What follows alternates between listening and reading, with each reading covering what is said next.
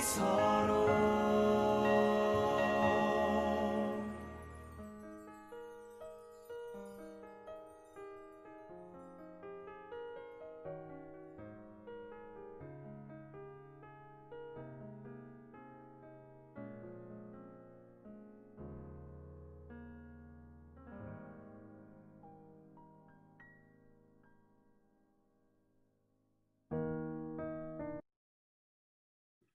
여러분 안녕하세요.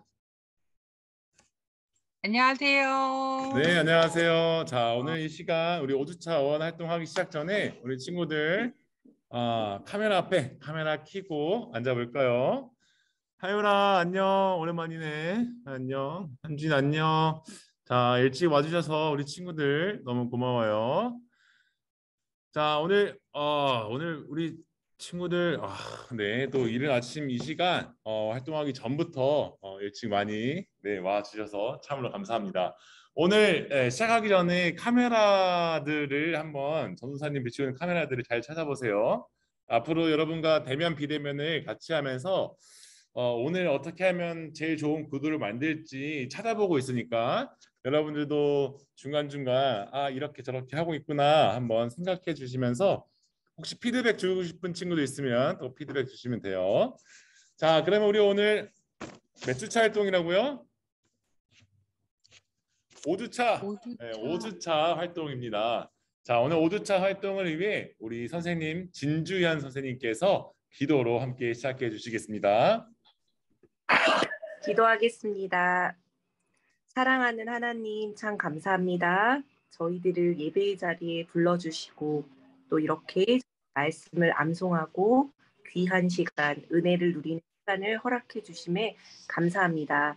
하나님 함께하고 싶지만 코로나로 인하여 또한 건강으로 인하여 함께 못한 친구들에게도 은혜를 허락하고 치유의 손길과 회복의 은혜를 통해서 다음 주에는 모두가 함께 나와 하나님을 예배하는 시간 저희들이 되기를 소망합니다. 하나님 오늘 아주 많은 또 특별한 시간입니다. 상호작용 시간을 통해서 저희가 글을 쓰고 우리의 생각을 글로 정리하며 또한 배움이 즐겁다는 것을 누리기를 소망합니다. 또한 귀한 말씀의 시간 선포하시는 전도사님에게도 하나님 영육간의 강건함을 허락하여 주시고 하나님의 사랑을 저희들에게 마음껏 흘려 보내주시기에 부족함이 없는 축복의 통로로 든든히 세워주시기를 소망합니다. 하나님 저희가 매주 말씀을 암송하고 핸드북을 묵상하고 있습니다. 하나님 그 시간에 하나님께서 각자 우리 친구들을 깊이 만나주시고 또한 우리 친구들에게 힘이 되어 주셔서 외운 말씀들이 어른이 되어서 저희들이 어렵고 힘들고 또는 즐겁고 기쁠 때마다 그 말씀들이 힘이 되고 친구가 되기를 소망합니다. 하나님, 정말 하나님의 소명과 하나님이 우리 아이들을 향한 하나님의 계획들을 직접 말씀하여 주셔서 우리 아이들이 그것을 기쁘게 누리며 그 꿈을 가지고 멋지게 살아가겠습니다. 하나님 오늘 하루를 하나님 손에 맡겨드리며 예수님의 이름으로 기도합니다. 아멘. 네. 아멘. 감사합니다. 자, 오늘 이 시간 우리 개인식을 시작하겠습니다. 우리 송숙정 선생님 함께 하겠습니다. 어원화 트랙 전이 여러분 안녕하세요. 5주차 저희 어원 활동 시작해 보도록 하겠습니다. 자, 화면 모두 켜시고 마이크도 켜시기 바랍니다. 우리 힘차게 우리 계획식 시작하도록 하겠습니다. 자, 어원화의 다짐. 나는 예수 그리스도의 복음으로 어린이와 청소년들을 인도하며 예수 그리스도를 섬기도록 어원화 클럽에 성실할 것을 다짐합니다. 바로 자, 주제 선구 암송하겠습니다. 시작. 디모데후서 2장 15절 말씀. 너는 진리의 말씀을 옳게 분별하며 부끄러울 것이 없는 일꾼으로 인정된 자로 자신을 하나님 앞에 드리기를 힘쓰라. 디모데후서 2장 15절 말씀. 아멘. 자, 다 같이 주제가 힘차게 불러보도록 하겠습니다.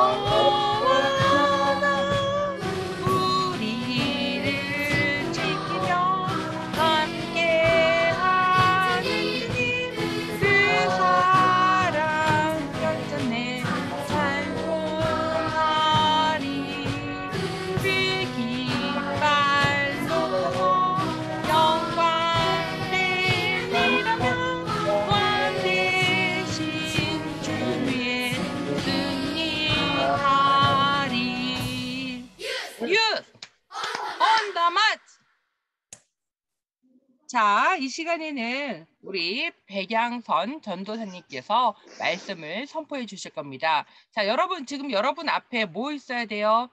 핸드북 있어야 되고요. 성경책 있어야 되고요. 필기도구 가지고 있어야 되죠. 그래서 전도사님 말씀 드리면서 데이 7 말씀 정리하도록 합시다. 자, 전도사님 큰 박수로 한번 모실게요. 박수! 네, 여러분 안녕하세요. 오늘의 말씀 제목은 율법의 한계입니다. 여러분과 함께 나눌 오늘의 하나님의 말씀은 로마서 3장 20절에서 25절 말씀입니다. 다 함께 우리 세번역 성경으로 PPT 보시며 함께 읽도록하겠습니다. 자, 로마서 3장 20절에서 25절 함께 읽겠습니다. 시작. 그러므로 율법의 행위로는 하나님 앞에서 의롭다고 인정받을 사람이 아무도 없습니다. 율법으로는 죄를 인식할 뿐입니다. 그러나 이제는 율법과는 상관없이 하나님의 의가 나타났습니다. 그것은 율법과 예언자들이 증언한 것입니다. 그런데 하나님의 의는 예수 그리스도를 믿는 믿음을 통하여 오는 것인데 모든 사람이 믿는 사람에게 미칩니다. 거기에는 아무 차별이 없습니다.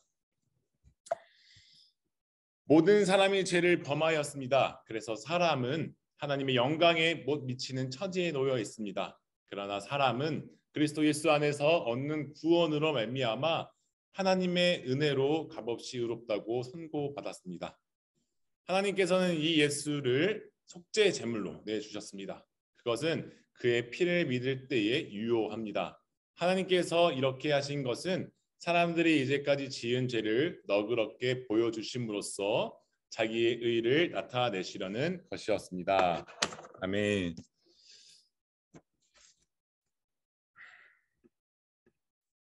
네, 잠시만요. 오늘 새로운 비디오 구도로 한번 여러분들과 함께 한번 서보겠습니다. 어때요? 잘 보이시나요, 여러분? 네. 네, 카메라 여러분들과 함께 비대면 대면으로 하려다 보니 이게 쉽지만은 않더라고요. 네.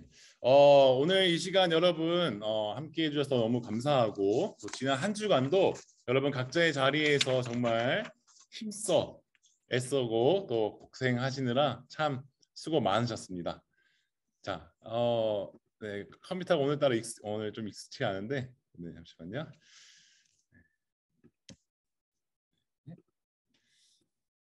네, 다리를 제가 너무 빨리. 이게 낮아가지고 여러분, 네, 하여튼 여러분, 네, 같이 말씀 나눠보도록 하겠습니다. 전사님이 최근에 가장 좋아하는 그 TV 프로그램들이 있어요. OTT 뭐 넷플릭스나 뭐 티빙, 웨이브 이렇게 하나씩 친구들과 여럿이 나눠서 쓰고 있는데 제가 작년 말부터 주로 재미있게 보고 있는 이 장르의 특징이 있어요. 어떤 장르냐면은 범죄물을 다루는 그런 장르물입니다. 뭐 예를 들어서 뭐 알쓸범잡 2 있죠. 알아두면 쓸데있는 범죄 자팍 사전 이 프로그램이라던가 아니면은 최근에 했었던 프로파일러 권일용 그 전 프로파일러 분의 책을 기반으로 만든 악의 마음을 읽는 자들. 이걸 되게 무척 흥미롭게 그리고 지금도 계속 보고 있습니다. 매회가 너무 충격적이어서 이거 한번 보고 나면은 사실 막 온 몸이 힘듭니다. 네. 깊은 생각에 빠지게 되기도 하고. 그런데 제 전사님 최근에 어이없는 사건들을 이 알쓸범잡 2에서 접하게 되었어요. 그것은 바로 어떤 사건들이었냐면은 법을 이용해서 이 범죄자들이 마땅히 받아야 할 형벌을 더 적게 받으며 이득을 얻고 있는 사건 사례들이었어요. 예를 들어서 여러분들도 좀 알 수 있을 것 같은데 중학생 자신의 딸의 친구를 살해했던 이형학 씨는 원래 사형 선고를 받았지만 총 42차례의 반성문을 법원에 제출하면서 무기징역 선고로 결과가 바뀌었다고. 그리고 또 얼마 전에 있었던 정인이 사건, 양 부모는 자신들이 입양한 이 정인이를 학대하고 죽음에 이르게 했는데 지속적인 방성문을 또 쓰면서 무기징역, 평생 감옥에 살아야 했는데 32년형을 받게 되었다고 해요. 이런 사건 사례뿐만 아니라 더 많은 재판 과정 속에서 가해자들이 피해자들에게 아닌 이 법원에 반성문을 제출함으로써 실제로 이 감형을 받은 사례들이 참 많다고 합니다. 이런 사실은 이미 많은 사람들에게 알려져 있어서 심지어 법원에 제출할 반성문을 사고 파는 사람들도 생겨나기 시작했다고 해요. 그래서 반성문 한 장을 써주면은 5만 원. 근데 변호사, 예를 들어서 변호사와 같은 전문인이 써주시면은 10만 원을 받고 판다고 합니다. 이런 사실을 잘 알고 있었던 최근에 대표적인 범죄자라고 할 수 있는 분이 한 분이 있었어요. 그분이 정말 하지 말아야 할 것들을 하면서 우리가 주로 알고 있는 N번방 사건의 이 주범 조주빈은 의도적으로 반성문을 100장을 썼대요. 이미 법원에서 이런 사건 사례가 있었다는 것을 알고 100장을 쓰면서 악이용을 하려고 했었다고 합니다. 다행히 법원은 그것을 받아들이지 않았다고 해요. 이번에 피해를 준 가해자들이 피해를 입은 피해자들에게 직접 사과하지도 않으면서 법원에게 자신의 잘못을 뉘어쳤다고 반성문을 제출하는 이유가 있었습니다. 그것은 실제로 아까도 얘기했다시피 이 대법원에서 형벌의 양을 결정하는 이 양형 기준, 이 법의 기준에 진지한 반성이라는 이 기준표가 있었다는 거예요. 그래서 그 법 때문에 감형 사유로 인정되는 사례가 생겨서 진짜 피해 입었던 사람들이 본의 아니게 더욱 2차, 3차 피해를 입게 되었다고 합니다.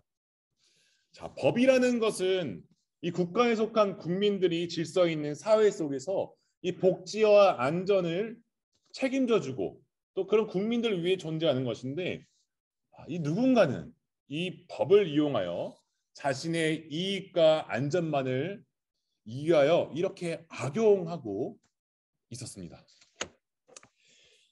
저는 오늘 법 자체가 여러분들에게 문제가 있으니 우리 당장 법을 고치러 가자라고 만 말하고 싶지는 않습니다.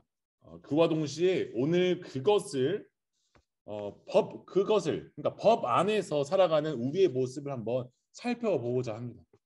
이 법을 통해 건강한 사회를 만들 수는 있지만 이 법이 모든 인간의 근본적인 문제를 해결할 수 없다는 것을 여러분과 나눠보고자 합니다. 자, 그렇다면 인간이 사는 이 사회법이 아니라 이 성경 속에 등장하는 법들이 있는데 성경 속에 등장하는 법들이 과연 모든 인간의 근본적인 문제를 해결해 줄 수 있을까요? 건강한 사회를 만들 수 있을까요? 사회 속에서 이 헌법이라고 부른다면 성경 속에 등장하는 법, 율법이라고 부를 수 있습니다. 이 헌법은 처음부터 끝까지 인간이 만든 법들이었다면 이 성경 속에 등장하는 율법은 맨 처음 하나님께서 모세에게 십계명을 주면서부터 시작했습니다. 구약 시대의 율법은 하나님의 말씀 그 자체였고 하나님의 백성으로 살아가는 삶의 지침서이자 가난한 자들과 억울한 자들의 정의와 자유를 되찾아주는 법으로서 역할도 해주었습니다.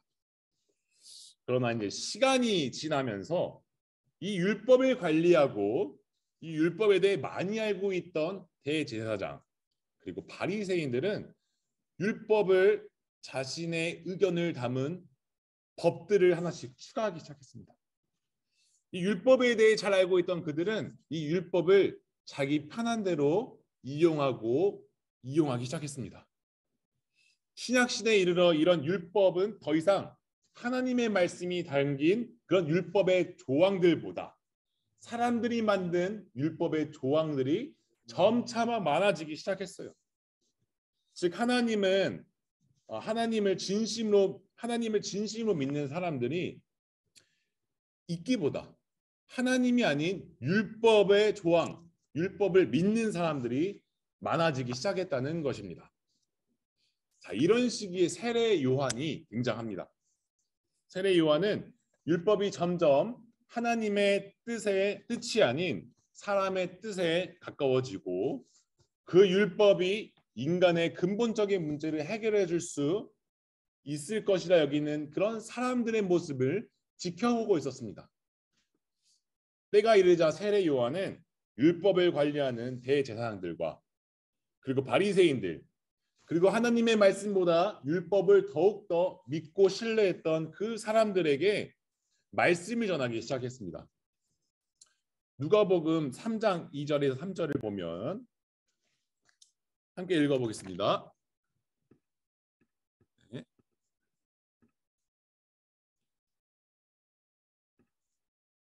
잠시만요. 누가복음 2장 3절 2절에서 3절 다 함께 한번 읽어볼게요. PPT 켜도록 하겠습니다.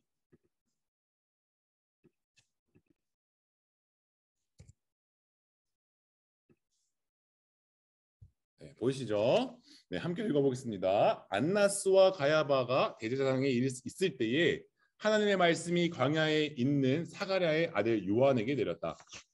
요한은 요단강 주변의 온 지역을 찾아가서 죄 사함을 받게 하는 회개의 세례를 선포하였다. 자, 세례 요한은 하나님의 말씀을 듣고 그 말씀을 요단강 주변에서 선포하기 시작했습니다. 세례 요한이 전한 하나님의 말씀은 회개하라 였습니다.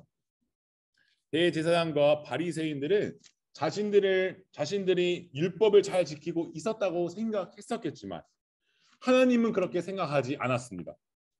하나님은 그들의 삶 안에 하나님의 말씀과 사랑이었고 오직 자신들이 만든 율법들의 조항만 그 문자 그대로만 있는 것을 보시고 회개하라 라고 말씀하신 것입니다. 그들은 율법의 구원의 길이 있다고 여기며 율법을 행위적으로 지키면 된다고 생각했었던 것이죠. 예를 들어 만약 안식일에 강도 만나 쓰러져 있던 사람이 있었습니다. 이 안식일에 강도 만나 쓰러졌던 사람은 길가에 피해를 입고 그대로 쓰러져 있었어요. 지나가는 사람들이 그 쓰러진 사람을 봤겠죠. 그런데 그 자리를 지나가던 대제사장과 율법을 잘 알고 있던 이 바리새인들은 그냥 지나쳤습니다.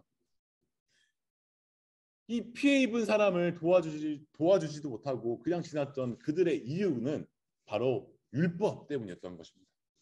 그 율법 속에 안식일에는 일하지 말라라는 조항이 있었다는 이유로 그 아프고 도와줘야 할 사람들을 도와주지 않았던 것입니다.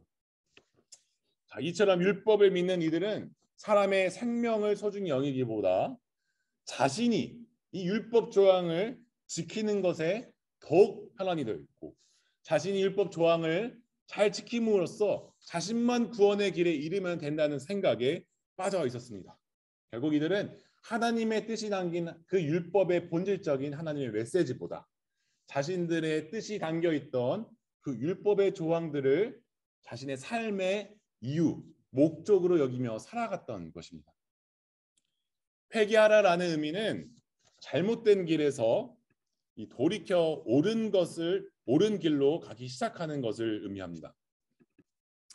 회개하라 다시 읽어볼게요. 잘못된 길에서 돌이켜서 옳은 길로 가기 시작한 것. 세례 요한은 하나님이 아니라 사람이 만든 율법에 구원의 길이 있다고 믿는 이들에게 하나님에게 돌아올 것을 선포하며 하나님의 백성으로서의 삶을 회복하고 회개의 열매 맺는 삶을 살아갈 것을 전하였습니다.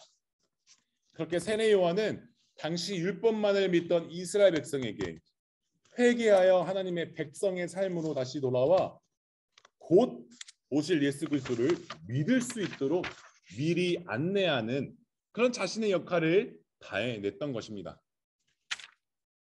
세례 요한이 당시 이스라엘 백성이 회개하여 예수님이 선포하실 하나님 나라 백성으로 돌아올 것을 미리 준비했다면, 사도 바울은 하나님 나라 백성으로 살아갈 때에 율법이 아닌 하나님의 의가 필요하다고 가르치며 선교 활동을 이어갔습니다. 바울은 유대인의 율법과 당시 유럽 전역을 다스리던 로마법을 누구보다 잘 알고 있었습니다. 이 법을 잘 알던 이 바울은 그 법으로 바리새인의 자리에 올라가 명예도 가지고 또 생계도 이어갔습니다. 그러나 이 바울이 다메섹 마을로 가는 도중에 예수님을 환상으로 만나면서 자신이 지금까지 믿어왔던 그런 법들, 그 법들이 진리가 아니라는 것을 깨닫게 되었습니다. 그리고 이후로 바울은 우리가 어떤 믿음을 가져야 하는지 이 많은 사람에게 고백하며 전하기 시작했습니다. 로마서 3장 20절 우리 함께 다시 읽어보겠습니다. 로마서 3장 20절. 그러므로 율법 행위로는 하나님 앞에서 의롭다고 인정받을 사람이 아무도 없습니다. 율법으로는 죄를 인식할 뿐입니다. 바울은 지금까지 율법만을 믿으며 율법을 지키어 행하며 살아왔으나 자신의 믿어야 할 것이 율법이 아니라는 것을 깨달았던 것을 고백하는 것입니다. 바울은 스스로가 아무리 율법을 믿고 지켜내는 능력이 크더라도 이로 인해서 하나님께 의롭다고 인정받을 수 없음을 이야기하며 율법이 지닌 한계를 지적합니다. 우리 이어서 로마서 3장 22절 읽어보겠습니다. 그런데 하나님의 의는 예수 그리스도를 믿는 믿음을 통하여 오는 것인데 모든 믿는 사람에게 미칩니다. 거기에는 아무 차별이 없습니다. 자, 22절, 네, 감사합니다. 네, 그리고 바울은 이어서 또 이렇게 말했습니다. 예수 그리스도 안에서 얻는 구원으로 말미암아 하나님의 은혜로 값없이 의롭다 선고를 받았습니다. 바울은 우리가 가져야 할 하나님의 의는 예수 그리스도를 믿는 믿음을 통하여 오는 것이라 말하고 있습니다. 그리고 예수 그리스도를 믿는 믿음을 통해 얻게 되는 그 하나님의 의는 우리의 죄를 하나님의 은혜로 다 용서하여 주셔서 죄인에서 하나님의 백성으로 받아주신다는 것입니다. 즉, 이 하나님의 의는 하나님께서 우리가 예수님을 믿을 때에 구원받고 하나님과의 바른 관계를 맺을 수 있게 해주시는 것이죠. 율법으로 키워낸 나의 의가 아니라 이 믿음으로 받은 하나님의 의가 우리를 하나님과 바른 관계에 놓이게 한다면, 그렇다면 우리는 이제 무엇을 해야 할까요? 조금 더 쉬운 말로 예수님을 믿음으로 구원받은 우리는 앞으로 어떻게 도대체 무엇을 해야 할까요? 바울의 말을 빌려보자면 바울은 언제나 하나님의 의를 이야기할 때 믿음을 이야기합니다. 우리가 할 수 있는 일은 정말 오직 한 가지, 믿음뿐입니다. 세상에 그 어떤 법도 율법도 우리의 근본적인 문제, 즉 구원의 문제를 해결해 줄 수 없습니다. 그러나 우리 예수 그리스도를 믿는 믿음으로 인하여 받은 그 하나님의 의가 우리의 근본적인 구원의 문제를 해결해 줄 수 있습니다. 우리는 이제 오늘 우리의 삶 속에서 또 다른 율법을 만들고 지키면서 나의 의를 키워가는 것이 아니라 우리의 삶 속에서 예수 그리스도를 이해해야 하고 믿고 그 하나님의 의에 우리 자신을 완전히 맡기는 삶이 곧 믿음의 삶임을 잊지 말아야 합니다. 우리가 매일 시험을 보는 삶을 살아가고 경쟁해야 하는 삶을 살아가며 새로운 율법을 만들어갈 때가 있습니다. 내가 공부하는 삶이 나의 삶의 전부로서 또 하나의 율법 조항으로 만들 때가 있습니다.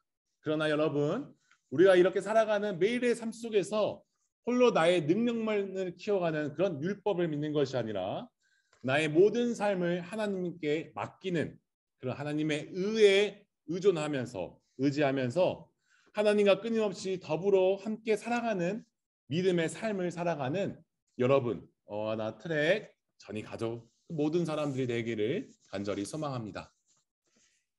기도하겠습니다. 하나님 아버지 감사합니다. 오늘 이 시간 우리를 하나님의 의에 의지하며 하나님의 의에 우리의 모든 삶을 맡기게 하여 주심에 감사합니다. 우리가 매일 살아가는 삶 속에서 수많은 율법들을 만들어 스스로 그 틀 안에 가두게 할 때가 참 많습니다. 주님, 우리가 그 율법이 우리의 모든 것을 해결해 줄 수 있다는 것을 그렇게 생각하고 있다는 것을 깨닫게 하여 우리의 모든 것을 오직 그 믿음으로 시작할 수 있다는 것을 우리 마음속 깊이 새기게 하여 주시옵소서. 언제나 우리 삶 가운데 예수 그리스도를 믿음으로 우리의 삶이 그 예수님 안에서 시작되고 더불어 함께 살아갈 수 있다는 것을 주님 함께 동행하여 주시며 그것을 경험하게 하여 주시옵소서. 우리 모든 친구들 새로운 한 주를 또한 살아갈 때에 예수 그리스도 안에서 하나님의 의에 우리의 삶을 맡기며 살아갈 수 있게 하여 주시옵소서. 예수님의 이름으로 기도드립니다. 아멘.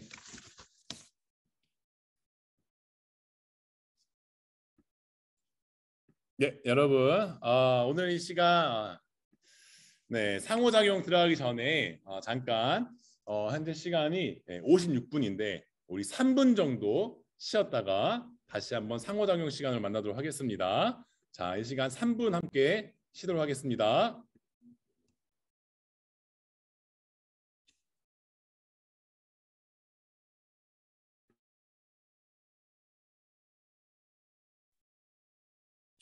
장 집사님은 어떻게 여기 참가하셨어요?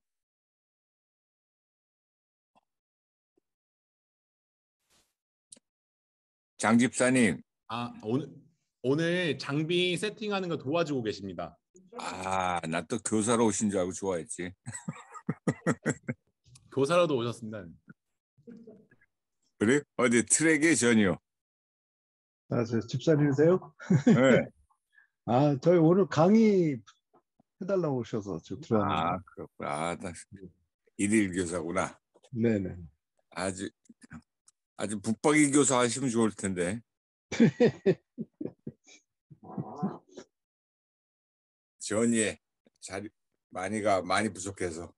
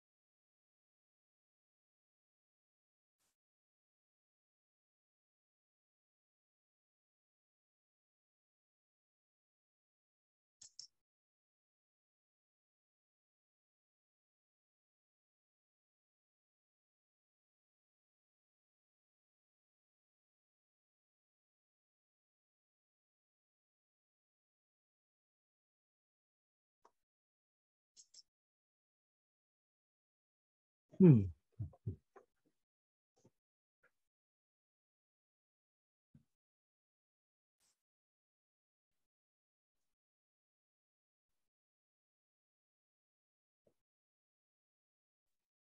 여러분 이제 들어와 볼까요? 자, 오늘 한번 또 같이 해볼게요. 자, 오늘 화면 보기 봐볼까요? 화면을 자 이거를 공유를 해제하고 제거하고 자 모두에게 추천. 자 전사님이 새로운 오늘 카메라를 신경 쓰느라 좀 쉽지가 않은데 봐보세요. 자, 여러분 이제 화면을 이렇게 여러분 올 자리를 이렇게 준비하고 있어요. 그래서 여기서 컴퓨터를 두고 이제 여러분들이 여기 뒤에 앉아 있고, 자, 이 카메라 또 한 대 보이시죠? 네, 휴대폰으로 연결해서 여러분들 또 실시간으로 대면과 또 비대면 상황을 다 연출할 수 있습니다. 자, 다음에 여러분들 반별로 여기 앞에 와서 같이 진행하면 되는 거예요. 이제 이렇게. 자, 괜찮죠? 오늘 이거까지 사용하지 못했는데 다음에는 또 이렇게 동시 3개 화면, 4개 화면으로 한번 이어서 한번 또 해볼 수 있도록 하겠습니다. 자, 살짝 인터넷 BJ 개인 방송 같죠?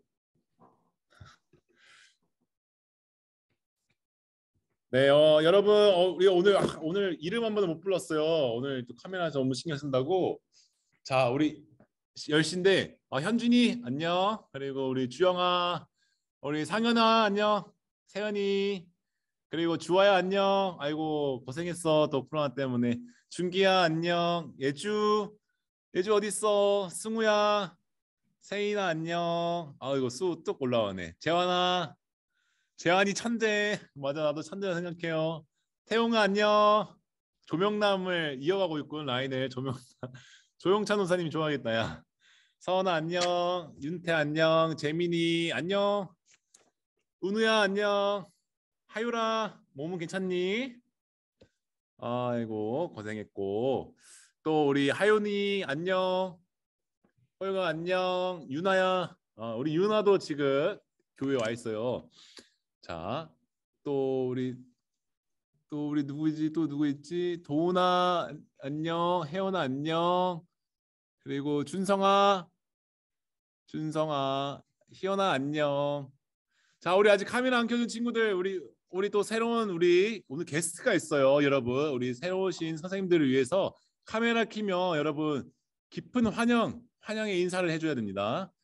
자, 윤서, 민수, 승현, 예서, 민우, 주영, 지훈, 성현, 지영아, 그리고 황민, 진영아, 순범아. 와, 우리 많다. 은우야. 자, 야, 카메라 안 킨 친구 너무 많아요. 화빈아 오늘 카메라 못 고쳤어? 고치기로 했는데. 민수, 민우, 자, 카메라 켜주시고, 자, 오늘 다음 활동 한번 또 이어가 보도록 하겠습니다. 자, 오늘 활동 과연 한 가지, 자, 한 가지 퀴즈로 한번 시작해 보겠습니다. 자, 여러분 혹시 함줄 하물의 의미를 아시나요? 함줄 하물 퀴즈 타임. 채팅창으로 남겨주시는 사람. 선착순. 과연 함줄 하물의 재환이 뭐예요? 함께 즐기고 함께 울고. 이야, 정답. 우리 또 이어서 호경이, 세은이, 재민이. 네, 빨리. 좋아요. 아주 너무 감사해요. 또 먼저 우리 손들었던 재환이. 자, 로마서 12장 5절의 말씀에 즐거워하는 자들로 함께 즐거워하고 우는 자들 함께 울라라는 말씀으로 우리 주님의 교회에 함질하물이 있습니다. 바로 이 아주 오래된 깊은 역사를 가진 우리 주님의 교회 언론 기관과 같은 곳인데, 이 함질하물의 편집장을 맡으셨던 우리 오늘 장경식 지사님께서 오늘 여러분과 함께 해주실 것입니다. 우리 장경식 지사님은 이 기자이시기도 하고 또 우리 주님의 교회 지사님이시기도 합니다. 우리 백과사전 이 한국어판 편집장도 하시고 또 현재 또 소설가로도 하시고 또 전 주님의 교회 신문 함질하물 편집장으로도 있으셨습니다. 자, 우리 이제 이 시간 우리 장경식 지사님 오실 텐데 모두 큰 박수 모셔보겠습니다. 큰 박수를 모셔보겠습니다.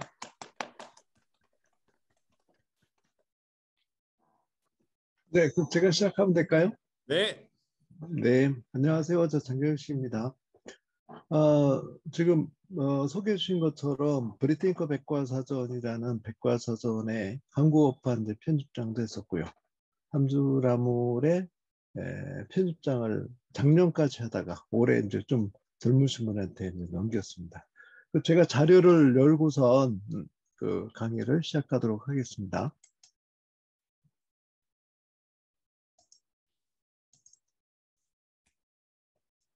보이시나요?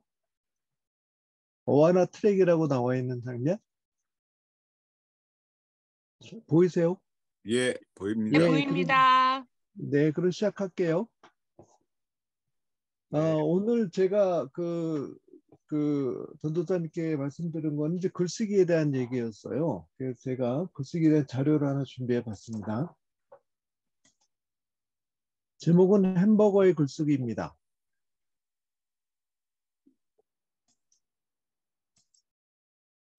보통 이제 학생들이, 어린이들이 이제 글쓰기가 힘들다고들 얘기를 많이 하세요.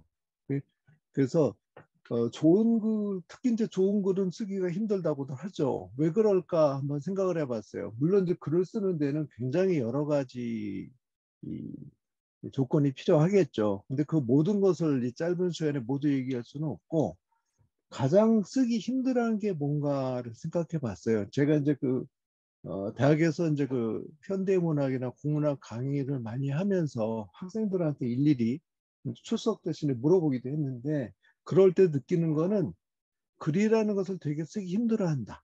그리고 왜 힘들어하냐면은 좋은 글은 뭔가 좀 멋있어야 된다. 뭐 이런 이제 강박관념 같은 게 좀 있더라고요. 그래서 과연 그런가 그런 생각을 많이 했어요. 그래서 오늘 좀 쉽게 설명을 해보려고 합니다. 왜 쓰기 힘드냐고 하면은 왜 쓰는지를 몰라서, 글을 왜 쓰는지 자체를 잘 모르시는 경우가 많고, 또 뭘 써야 될까도 생각이 안 나고, 글을 쓰라고 해서 딱 앉았는데 뭘 써야 될지 생각이 안 나는 거예요.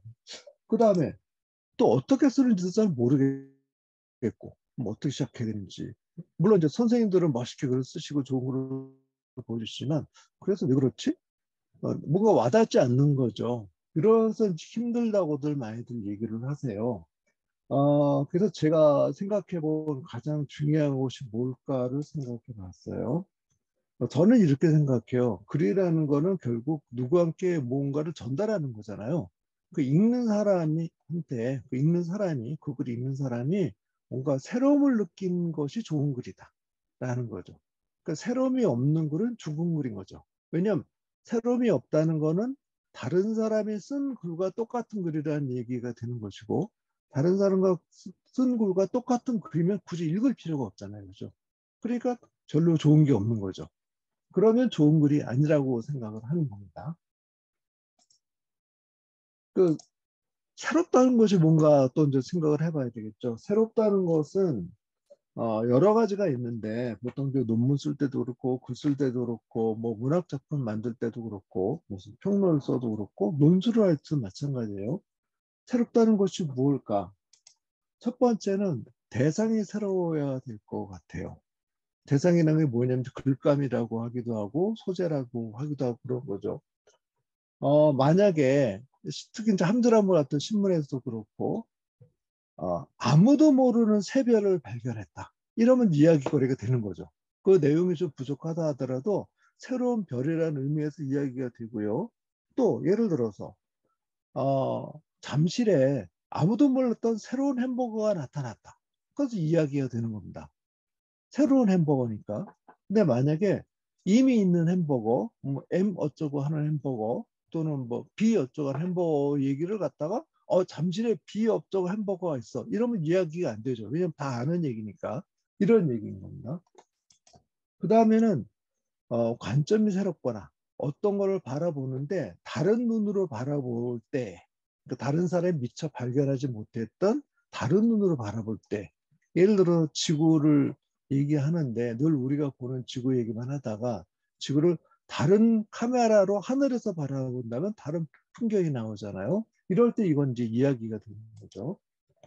또 분석이 새롭거나, 예를 들어서 우리가 오늘 햄버거 얘기를 하겠지만, 햄버거 얘기를 하는데 햄버거는 빵과 빵 사이에 고기를 넣은 것이다, 이런 이제 동네의 어떤 햄버거 얘기만 하다가 아니야, 햄버거는 사실은 주식이었어, 이런 얘기를 누가 꺼낸다. 그럼 새로운 얘기니까 흥미가 생기겠죠.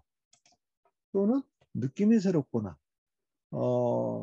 우리가 어떤 것을 바라볼 때 서로 느낌이 다 가질 수가 없어요. 근데 다른 사람이 말하는 느낌이나 감동을 똑같이 얘기한다면 아무 재미가 없겠죠. 그런데 다른 사람이 느끼지 못한 새로운 느낌을 표현한다면 그건 새로움이 되는 거죠. 그죠? 뭐 그런 햄버거를 먹으면서 이 햄버거는 맛있어 라고 얘기하는 거면은 그냥 뭐 햄버거처럼 맛있어. 그러면은 지루하고 반복적인 얘기가 되겠죠. 이 햄버거는 마치 불고기 육즙이 나오는 것처럼 맛있어. 이렇게 표현하면 그 안에서 새로운 느낌을 표현하는 것을 얘기하는 거니까 새로움이 되잖아요. 그런 자기만의 느낌을 얘기하는 것. 이것도 새로운 겁니다. 또 표현이 새롭거나 조금 전에 제가 육즙 얘기를 했지만 다른 육즙 얘기를 갖다가 불고기 육즙이라는 것을 맛있어라고 표현할 것을 전혀 다른 방법으로 얘기할 수 있겠죠. 이 햄버거에서 나오는 육즙은 마치 레몬에서 나오는 육즙 같아. 이렇게 표현한다면 새로운 게 되겠죠. 물론 말이 돼? 고기에서 무슨 레몬 맛이 나? 라고 말하는 사람도 있겠죠. 하지만 레몬이라는 전혀 햄버거랑 연결되어 있지 않을 것 같은 새로운 사물을 동원해서 맛을 표현한다는 것 자체는 새로움이잖아요. 그죠? 그런 새로움을 통해서 다른 사람한테 이렇게 느낄 수도 있네, 또 이렇게 표현할 수 있네라는 느낌을 주는 것. 이것도 새로움인 거죠. 이런 것도 이제 새로운 겁니다. 그 새롭다는 게 하늘 아래 뚝 떨어진 뭔가 새로운 걸 얘기하는 것이 아니라 사실은 우리가 할 수 있는 새로운 걸 말하고 있는 거죠. 요건 이제 좀 어렵게 생각할 수 있지만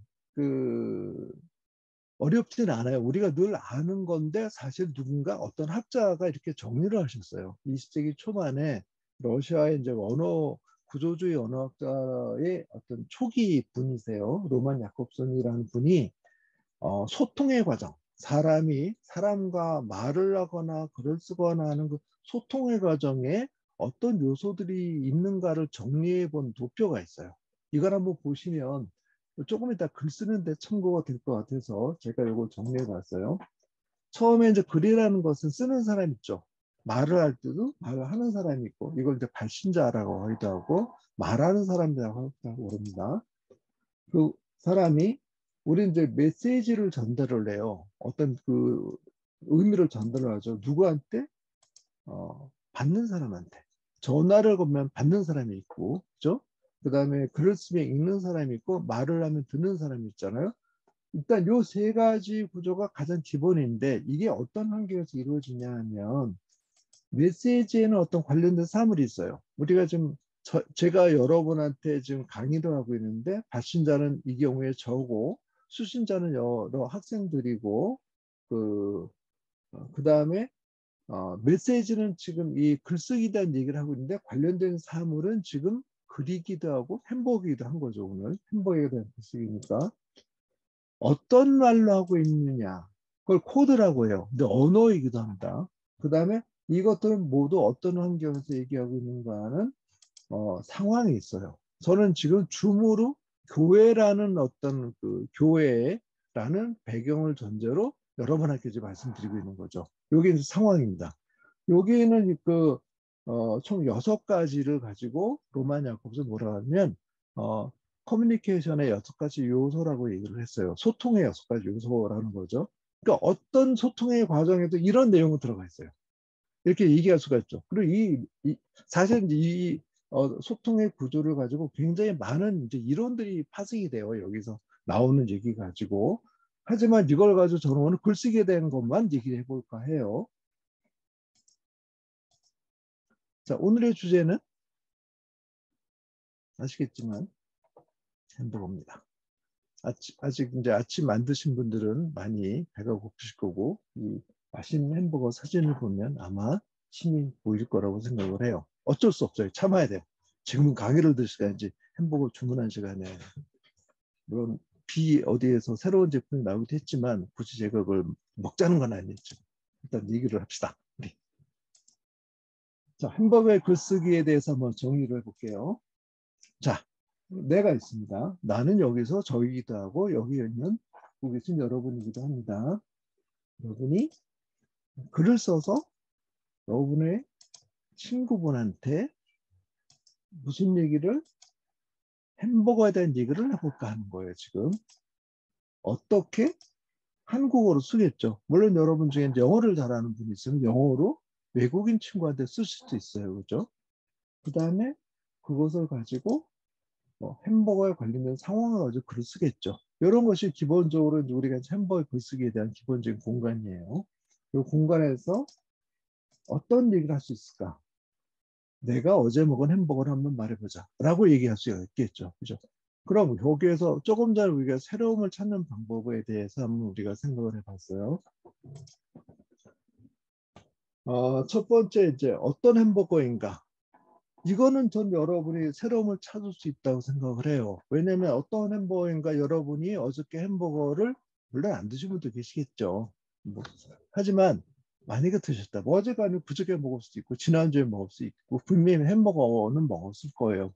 근데 어떤 햄버거인가가 여러분이 다 똑같을 수가 없을 거예요 아마. 그죠? 예를 들어서 브랜드도 다를 것이고 그죠? 그 다음에 그 브랜드에서 그 식당에서 먹은 햄버거의 종류도 다를 것이고 또 같이 먹은 사이드 메뉴도 다를 것이고 굉장히 메뉴가 다양했을 거라고 생각을 해요. 그 다음에 조금 전에 제가 이제 그 햄버거를 먹은 상황에 있어서는 언제 어떻게 먹었나라는 것도 얘기할 수가 있겠죠. 제가 여기서 줄여서 언제 어떻게로 얘기했지만 언제 무슨 일 때문에 먹었나도 얘기할 수가 있고 어떻게 먹었나라는 것은 어떤 상황에서 먹었나도 얘기할 수 있겠죠. 뭐 학원 갔다 오다가 배가 고파서 먹을 수도 있고 또는 엄마가 새로운 햄버거 나왔다고 해서 사다 줄 수도 있고 또는 친구랑 가다가 우리 한번 먹어보자 해서 먹을 수도 있고 또는 누구 생일이어서 갔는데 거기 햄버거를 먹을 수도 있고 등등 굉장히 많은 방법으로 먹을 수 있어요. 이런 것들이 다 햄버거에 관련된 상황들입니다. 그리고 햄버거를 먹을 때 우리가 물론 이제 맛있다고 다 먹어요. 저도 놀란 게 저도 이제 딸이 둘이 있는데 저와는 달리 가장 힘들고 뭔가 속이 허하고 그럴 때 먹는 게 햄버거더라고요. 아플 때도 햄버거를 먹어요. 그래서 저랑은 입맛이 다르구나. 물론 저도 햄버거를 좋아합니다만 그렇더라고요. 그러면 그 햄버거를 먹는데 왜 맛있냐라고 물어보면 그냥 맛있잖아. 근데 이러면 새로움이 없는 거죠. 그죠? 정말 햄버거를 좋아한다면 햄버거가 왜 맛있나 또는 어떤 햄버거가 다른 햄버거보다 왜 더 맛있나를 생각해 볼 수 있게 되겠죠. 예를 들어서 햄버거도 우리 뭐 나라에도 아시겠지만 패티도 소고기를 만든 패티도 있고 닭고기를 만든 패티도 있고 닭고기를 튀겨서 넣은 패티도 있고 등등 여러 가지가 있고 패티가 얇고 또는 불고기로 되어 있는 것도 있고 또는 생선살이 들어간 것도 있고 새우가 들어간 것도 있고 새우가 들어간 거에 고기도 된 패티를 얹은 것도 있고 거기에 상추가 들어간 것도 있고 양파가 들어간 것도 있고 양파를 볶아서 넣은 것도 있고 이런 거 있잖아요. 그죠? 거기에 버섯을 익혀서 넣은 것도 있고 버섯에 약간 좀 간을 해서 넣은 것도 있고 거기에 특별한 뭐 어떤 어쩌고 하는 그 소스를 넣은 햄버거도 있죠. 정말 맛이 다양하잖아요. 그죠? 그리고 어디 햄버거에서 파는 애는 거의 되게 이제 닭튀김을 넣어서 되게 만들죠. 굉장히 푸짐하고 맛있어요. 그죠? 이렇게 다양한 맛이 있는 것을 하나하나 느끼해서 먹는 사람이 정말 햄버거를 좋아하는 거겠죠. 그죠? 그렇게 하나하나 먹을 때 그 햄버거 맛이 다 다를 수밖에 없지 않겠어요. 그죠? 그것을 생각하고 느끼고 표현하는 것 자체가 사실 새로움인 거예요. 그죠? 근데 그런 것을 우리는 늘 느끼지만 사실은 그런 거 꼼꼼함을 갖추지 못했으니까 새로움을 못 느낄 뿐이지 우리는 사실 늘 새로운 상황을 만나요. 말하자면은 우리가 햄버거에서 글을 쓰는데 쓸 게 없나? 사실이 있는데 우리가 그걸 새롭다고 생각을 못했기 때문인 것 뿐이죠. 그러니까 저는 여러분한테 그걸 권하고 싶은 거예요. 햄버거라는 것에 대해서 우리가 늘 자주 만나는 거지만 특히 자주 만나는 거지만 사실은 햄버거 하나만 가지고도 새롭게 느낄 게 무지무지하게 많다. 그리고 그것을 느끼는 나 자신도 항상 새롭다라는 거죠. 그 새로운 걸 우리가 그 순간을 기억만 할 수 있다면 굉장히 쓸거리가 많아요. 사실은 어제 먹은 또는 지난주에 먹은 햄버거에 대해서 친구한테 말할 때 너도 아는 햄버거지만 어제는 특히 더 맛있었어. 왜냐하면 어제 이런 일이 있었거든. 부터 얘기를 할 수 있는 거거든요. 그런 일이 있어서 그런데 그런 일을 겪고 나서 내가 눈물을 흘리면서 그 햄버거를 먹었는데 그때 무슨 맛이 났어. 이건 완전히 자기만의 새로운 얘기거든요. 그죠? 반대 다른 얘기도 있을 수 있죠. 물론 공부를 잘해서 먹을 수 있고 또는 공부를 못해서 꾸준히 들어서 나가서 먹을 수도 있고 배가 고파서 허겁지겁 먹은 햄버거가 무슨 맛인지도 설명할 수 있겠죠. 학원 갔다가 오는데 뭐가 늦었어요. 막 마음은 급해. 버스를 타야 되는 시간은 안 돼. 그래서 우선 눈앞에 있는 대로 급하게 포장마차 햄버거 하나 사가지고 가면서 먹었는데 이게 먹는 건지 마는 건지라고 얘기할 수 있어요. 이때 햄버거 자체가 중요한 게 아니라 아까 말씀드린 그 상황이 중요한 거죠. 나는 그런 햄버거를 먹었죠. 햄버거가 코로 들어가는지 입으로 몰랐다. 햄버거 안에 무엇이 들어있는지 몰랐다. 하지 그렇게 먹으면서 목이 메었다. 그 목이 메이는 느낌은 새로운 거예요. 그죠? 그런 것들이 모두 쓸거리가 되는 거죠. 그리고 그 느낌이 잘 전달이 되면 햄버거 얘기이지만 사실은 햄버거를 통해서 나의 그날의 바쁜 하루를 얘기하고 있는 것이죠. 그런 것들이 이제 이야기가 되는 거고 거기에서 나만의 이야기가 전달이 되면 읽는 사람들은 공감이 오게 되죠. 그런 것들이 이제 새로운 글이라는 겁니다. 심지어 햄버거로 시를 쓸 수도 있어요. 실제로 쓴 분이 있어요. 어떤 분인지 한번 볼까요? 장정일이라는 시인이 있는데 이분 이거 시집이 나와서 이 시는 굉장히 유명하고 상을 받은 시이기도 해요. 햄버거에 대한 명상이라는 시가 있어요. 자, 이게 좀 길어요. 조리법이거든요. 한번 앞에만 잠깐 읽어보고 쭉 올리겠습니다. 햄버거에 대한 명상, 장정일. 가정 요리사로서 쓸 수 있게 만들어진 시. 옛날에 나는 금이나 꿈에 대하여 명상했다. 금은 단단하니까 아주 단단하거나 또 귀한 귀금속이니까 꿈, 투명한 무엇들에 대해 이상 뭐 이런 것들이죠. 그러나 나는 이제 물렁물렁한 것들에 대하여도 명상하려다. 햄버거 가지고 이제 소설 삼아서 쓴 시예요. 오늘 내가 해보일 명상은 햄버거를 만드는 일이다. 아무나 손쉽게 많은 재료를 들이지 않고 간단히 만들 수 있는 명상. 그러면서도 맛이 좋고 영양이 듬뿍 든 명상. 어쩌자고 우리가 햄버거를 만들어 먹는 족속 가운데서 빠질 수가 있겠는가. 자, 나와 함께 햄버거에 대한 명상을 행하자. 먼저 필요한 재료를 가르쳐 주겠다. 준비물은 햄버거빵 2개, 버터, 밀과盐분의 큰술 쭉 내려갑니다. 이 시가 나온 지가 벌써 30년 정도 됐으니까 우리나라의 햄버거가 막 퍼지기 시작할 무렵이에요. 그러니까 이제 미국에서 햄버거 문화가 한국에 들어오고 브랜드들이 나오고 햄버거 가게가 생기는 무렵에 햄버거가 미국 문화의 하나로 상대 문화의 한국에 들어오던 시절에 햄버거에 대한 생각을 시인이 쓴 거죠. 보시면 이해를 하실 거예요. 이걸 다 읽자면 너무 긴 시간이 들어가기 때문에 이제 스르르 올려보겠습니다.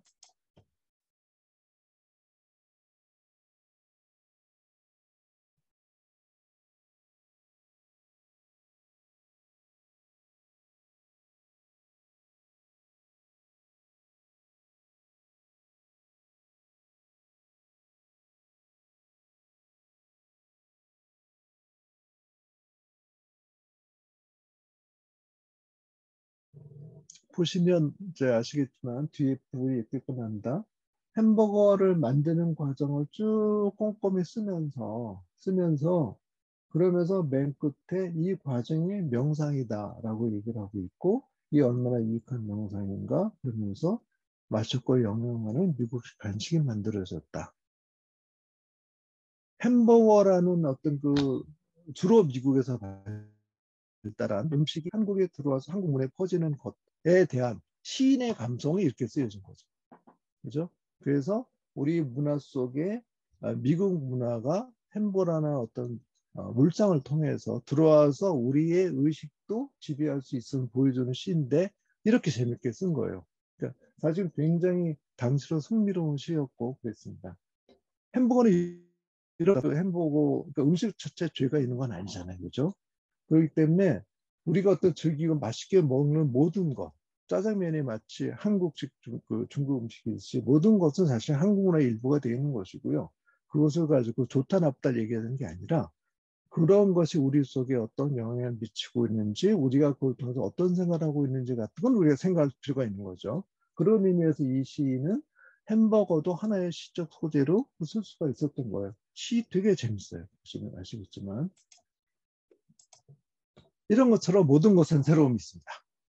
우리가 햄버거라는 늘 익숙한 것 속에도 굉장히 많은 새로움이 있고 아직도 모르는 맛있는 햄버거가 있죠. 계속 새로운 햄버거가 들어오고 있습니다. 잠실 어디에 뭐또 들어왔죠. 아직 못 가봤습니다. 거기는 뭐 수액 뭐 이런 것도 있고요. 그죠?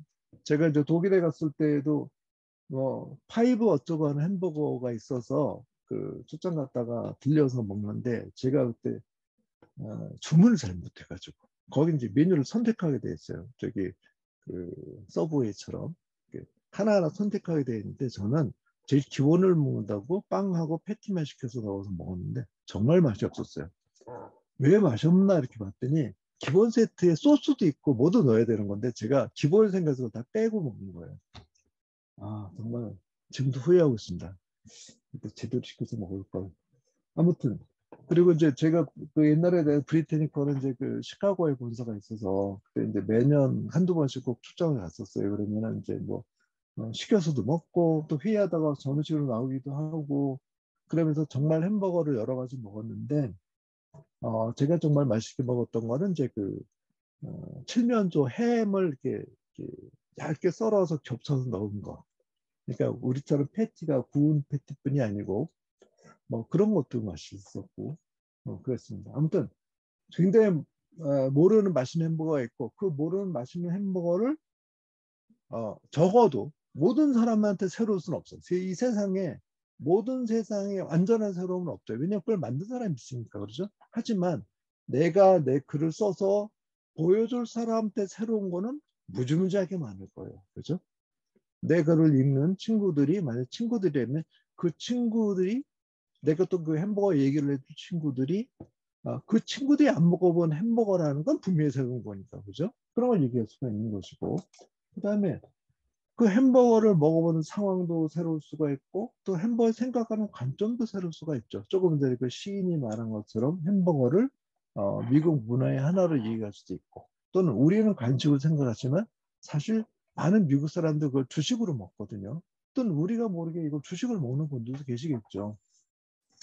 제가 이제 정말 오래전에 그 브리테니커 본사에 갔을 때 점심시간에 기억나는 것이 연세가 많이 드시고 이제 은퇴하신 편집장님이세요. 머리도 하얗고 하얀 수염 기르신 분이 허리를 구부린 채 이렇게 점심시간에 우린 점심 먹으러 회의 끝나고 나가는데 이제 그 종이봉투에 지금 우리가 이제 보통 맥 어디 가면 포장해 달라고 그런 종이봉투에 햄버거를 포장해 이렇게 천천히 걸어서 이제 들어오시는 거 그걸 먹으시면서 일을 하시는 거예요. 그분들은. 그러니까 그걸 좋아서든 뭐 또는 저희 미국 그 본사 같은 경우에는 그런 경우에 이제 그냥 식사세 일하면 그 자기 일만 채우면 나가기 때문에 그리고 한 4시쯤 나가시는 분들도 많이 계셨기 때문에 그러신 거 아닌가 싶은데 아무튼 그 풍경이 저는 되게 보기 좋았었어요. 나이가 들어서 저렇게 연세가 드셔도 저렇게 햄버거 하나 사서 드시면서 일하시는 모습이 너무너무 이렇게 아주 멋있었어요. 어쨌든 그런 식으로 그 풍경들이나 이런 것들처럼 다양한 얘기가 있고 또 햄버거를 생각하는 새로운 관점도 이런 것도 있잖아요. 햄버거가 지금까지는 고기를 소비하는 가장 많은 어떤 그 제품 중에 하나라고 얘기를 해요. 그래서 환경 문제와 연결시켜서 햄버거를 얘기하는 분들 많이 계세요. 우리가 햄버거를 갖다가 그 소고기 패티로 있는 햄버거를 갖다가 1년에 우리가 각자 하나씩은 안 먹어도 좀 탄소, 그 이산화탄소 발생이 얼마가 준다. 왜냐하면 그 햄버거 속에 들어가는 소고기 패티를 만들기 위해서 소가 많이 필요한데, 소를 많이 길러야 되는데, 소가 내뿜는 그 트림하고 방구가 거기서 나오는 메탄가스가 중요한 온실가스의 중요한 부분이라는 거 알고 계시죠? 그러니까 소가 내뿜는 트림하고 방구에서 나오는 메탄가스가 온실가스의 20몇 %라든가 그래요. 그게 이제 지구 온난화를 가속화시키는 거죠. 그래서 지구 환경론자들은 되게 그래서 소의 살고를 줄여야 된다라고 얘기를 하고 있거든요. 그럴 때 햄버거 속에 들어간 패티를 가령 식품 가공, 식물로 만든 것, 콩이라든가 이런 걸로 만들자. 이런 이제 제안들도 많이 하시죠. 이런 것처럼 햄버거가 여러 가지 상징적인 문화를 쓰고 있고 또는 햄버거 가격이 각 여러 나라 물가의 기준처럼 쓰이는 것도 아시죠? 그죠?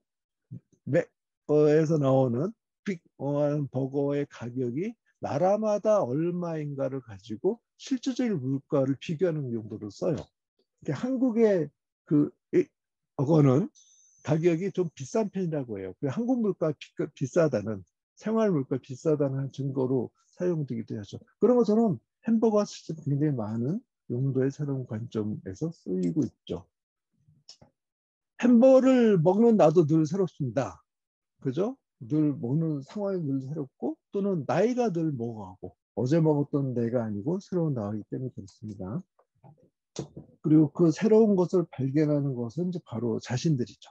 자신들이 이제 이런 것을, 햄버거는 어떻고 뭐 어떻고 하는 사고를 발견하는 것은 자신만의 능력이고 할 수 있는 일이라는 거죠. 그래서 이제 발견 새로운 걸 한번 찾아봤어요. 어떤 게 있을까? 이건 아까 제가 이제 그 글쓰느라 필요한 어떤 상황이었는데, 햄버거 자체만 가지고 말하자면 색다른 햄버거 얘기를 할 수도 있고, 그 다음에 다른 브랜드 햄버거를 먹었다고 얘기할 수도 있고, 친구한테 아 정말 맛없는 햄버거를 먹었어 라고 얘기할 수도 있죠. 그죠? 어느 집 햄버거 정말 맛이 없었어 라고, 그리고 왜 그럴까 얘기할 수도 있죠. 나를 중심으로 얘기하자면, 쓰는 사람 중심으로 얘기하자면, 내가 옛날에 먹었던, 또 옛날에 엄마랑 먹었던, 또는 아빠랑 먹었던 그런 기억의 햄버거일 수도 있고, 그 다음에 햄버거는 살 안 쪄라고 얘기할 수 있어요. 햄버거는 살 안 찌죠. 살은 내가 찌죠. 그죠? 햄버거 왜 살이 찌겠어요? 그 다음에 몰래 먹은 햄버거. 어떤 상황 속에서, 학교에서 수업 중에 몰래 먹었다든가, 그건 정말 이야기거리가 돼요. 햄버거 자체가 중요한 게 아니라 몰래 먹었다는 것 자체는 굉장히 재미있는 얘기거리가 되죠. 또는 교회에서 먹었던 햄버거, 이런 것도 굉장히 즐거웠던 기억일 수 있어요. 또는 햄버거에 대한 글을 책에서 봤다. 그럼 책으로 본 햄버거도 있을 수 있고, 조금 전에 봤던 것처럼 시를 쓴 햄버거도 있을 수가 있죠. 친구와 관련된, 그러니까 글이 읽는 친구와 관련된 얘기로서도 햄버거 얘기가 될 수 있어요. 어떻게? 그 친구가 모르는 다른 친구가 먹은 햄버거, 또는 너와 먹은 햄버거는 이랬어라는 글도 또 이야기도 할 수가 있는 거죠. 이런 것처럼 사실 햄버거 안에서 굉장히 많은 새로움이 있는 거죠. 그 읽는 사람한테는. 성경에 대해서 이제 우리가 이제까지 성경에 대해서 공부를 하고 있지만, 햄버거에 대해서 이제까지 우리가 한 얘기를 성경에 대해서 똑같이 얘기할 수 있을 거예요. 사실은 어떤 성경인지, 어떤 성부인지는 성경에 전부 그 66권이잖아요. 그죠? 66권이고 66권 안에 구절이 엄청나게 많죠. 그 많은 구절 중에 어떤 구절 읽었는지가 어떻게 매일 똑같을 수 있겠어요. 그죠? 안 읽을 수 있겠죠. 어떤 구절인지, 또는 그 성경도 또 우리가 쓰는 이제 그 일반적인 뭐 교회에서 쓰는 공통된 성경도 있지만, 또는 쉽게 번역된 성경도 있고, 언제 어떻게 읽었는지, 어떤 상황을 읽었는지에 대해서도 많은 이야기를 할 수 있겠죠. 그 다음에 어떻게 내가 어떤 느낌을 받고 어떤 감정을 받았는지도 역시 이야기할 수 있을 것 같아요. 그런 것들이 전부 거기서 찾아내는 것이 새로움이 바로 이제 내가 느끼는 새로움이에요. 햄버거랑 똑같은 거예요, 사실은. 예를 하나 들어볼게요. 그 부활절에 작년에 이제 함즈람에 나왔던 기사예요. 처음에 원고가 들어오기는 부활절에 축하 떡을 나누어 드린다라는 거였어요. 그냥 부활절에 달걀도 있는데 봉사사역부에서 부활절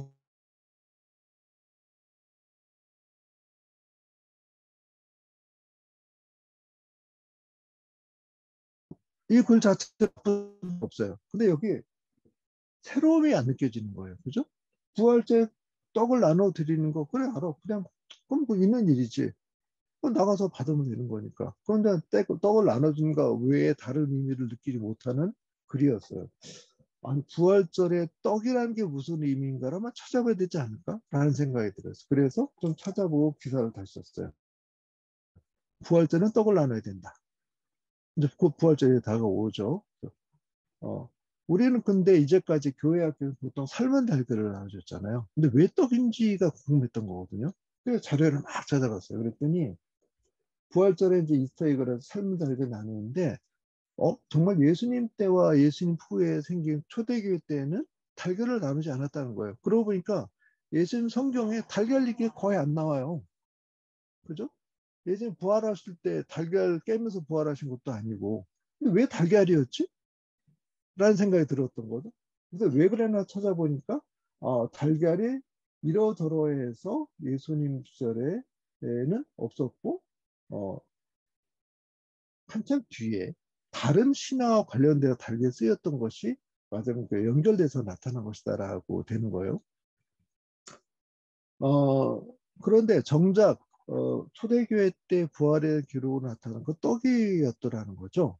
왜 떡인가 했더니 보니까 초대교회 때 떡을 예수님이 나눠주신 걸 받아먹고 제자들이 눈을 떠서 부활한 예수를 알아보았다는 거예요. 그러면 부활절은 떡이 더 중요한 거였네. 달걀이 아니네. 이런 생각이 드는 거죠. 그런 의미를 가지고 우리가 지금 떡을 나눠드린다. 굉장히 의미가 생기는 거죠, 이거. 그죠? 있었던 사실이지만 우리가 몰랐던 것을 정리해서 전달해 주는 것. 이런 것이 이제 글쓰기인 거죠. 그러면 저도 이제 이걸 찾아보면서 알게 됐던 거지만 작년에 말하자면은 이렇게 내용을 알고 있는 전해줘서 알고 먹게 되는 떡과 그냥 먹고 이제 부활절에 주는 떡하고는 의미가 다르잖아요. 그죠? 이런 거에서 같은 떡이라도 의미가 생기는 거죠. 그 의미를 만들어내는 게 이제 글쓰기인 거죠. 그러니까. 그래서 이런 것이 바로 이제 새로움을 전해주는 글쓰기인 것 같아요. 그러니까 새롭다는 게 아까도 말씀드렸지만 세상에 없는 새로움을 말하는 게 아니라 우리가 몰랐던 새로움 또는 글을 읽는 분이 아직 몰랐던 새로움을 우리가 찾아서 발견해 전해주는 것. 이게 이제 좋은 글이라는 거죠. 그래서 좋은 글을 쓰려면 하고 이제 정리를 한번 해봅니다. 일단 햄버거 많이 먹어봐야 된다. 햄버거를 갖다 어느 한 집에서 딱 하나밖에 안 먹은 사람이에요. 그 사람은 햄버거에 대한 좋은 글 쓰기가 되게 힘들겠죠. 겪은 게 없으니까, 경험이 적으니까. 많이 먹어보면 다양한 데에서 많은 햄버거를 먹어본 사람은 글 쓸 게 많아지겠죠. 다른 사람보다 많이 먹어본 사람은 더 많이 글 쓸 게 생길 것이고, 음식 쪽에서 다른 사람보다 무지하게 많이 먹어본 사람들이 보통 음식 평론가를 하죠. 백종원 아저씨는 아시겠지만 다른 사람보다 무지하게 많이 먹은 거 가지고 직업을 삼았어요. 그래서 그걸 가지고 식당도 차리고 돈도 많이 벌고 TV에 나와서 설명도 많이 하고 그러죠. 많이 보고 보는 것. 그 다음에 꼼꼼히 들여다보는 거죠. 햄버거를 먹을 때 햄버거니까 그냥 먹자. 이건 이제 그냥 누구나 하는 거예요. 그런데 내가 햄버거에 좀 재미있는 글을 써볼까? 뭐 이것 때문이 아니라 햄버거를 정말 즐기기 위해서도 햄버거를 먹을 때 꼼꼼히 이거 양파 참 맛있네. 어제는 양파 이랬는데 오늘 정말 맛있네. 이 햄버거랑 이 햄버거는 도마도의 맛이 다르네. 또는 빵이 크기가 다르네. 이런 걸 생각하면서 그래서 이게 더 맛있구나. 이렇게 먹어보는 사람은 꼼꼼히 들여다보는 어떤 눈을 가지게 된 거고 이런 사람들은 다른 사람보다 새롭게 표현할 게 더 많아지는 거죠.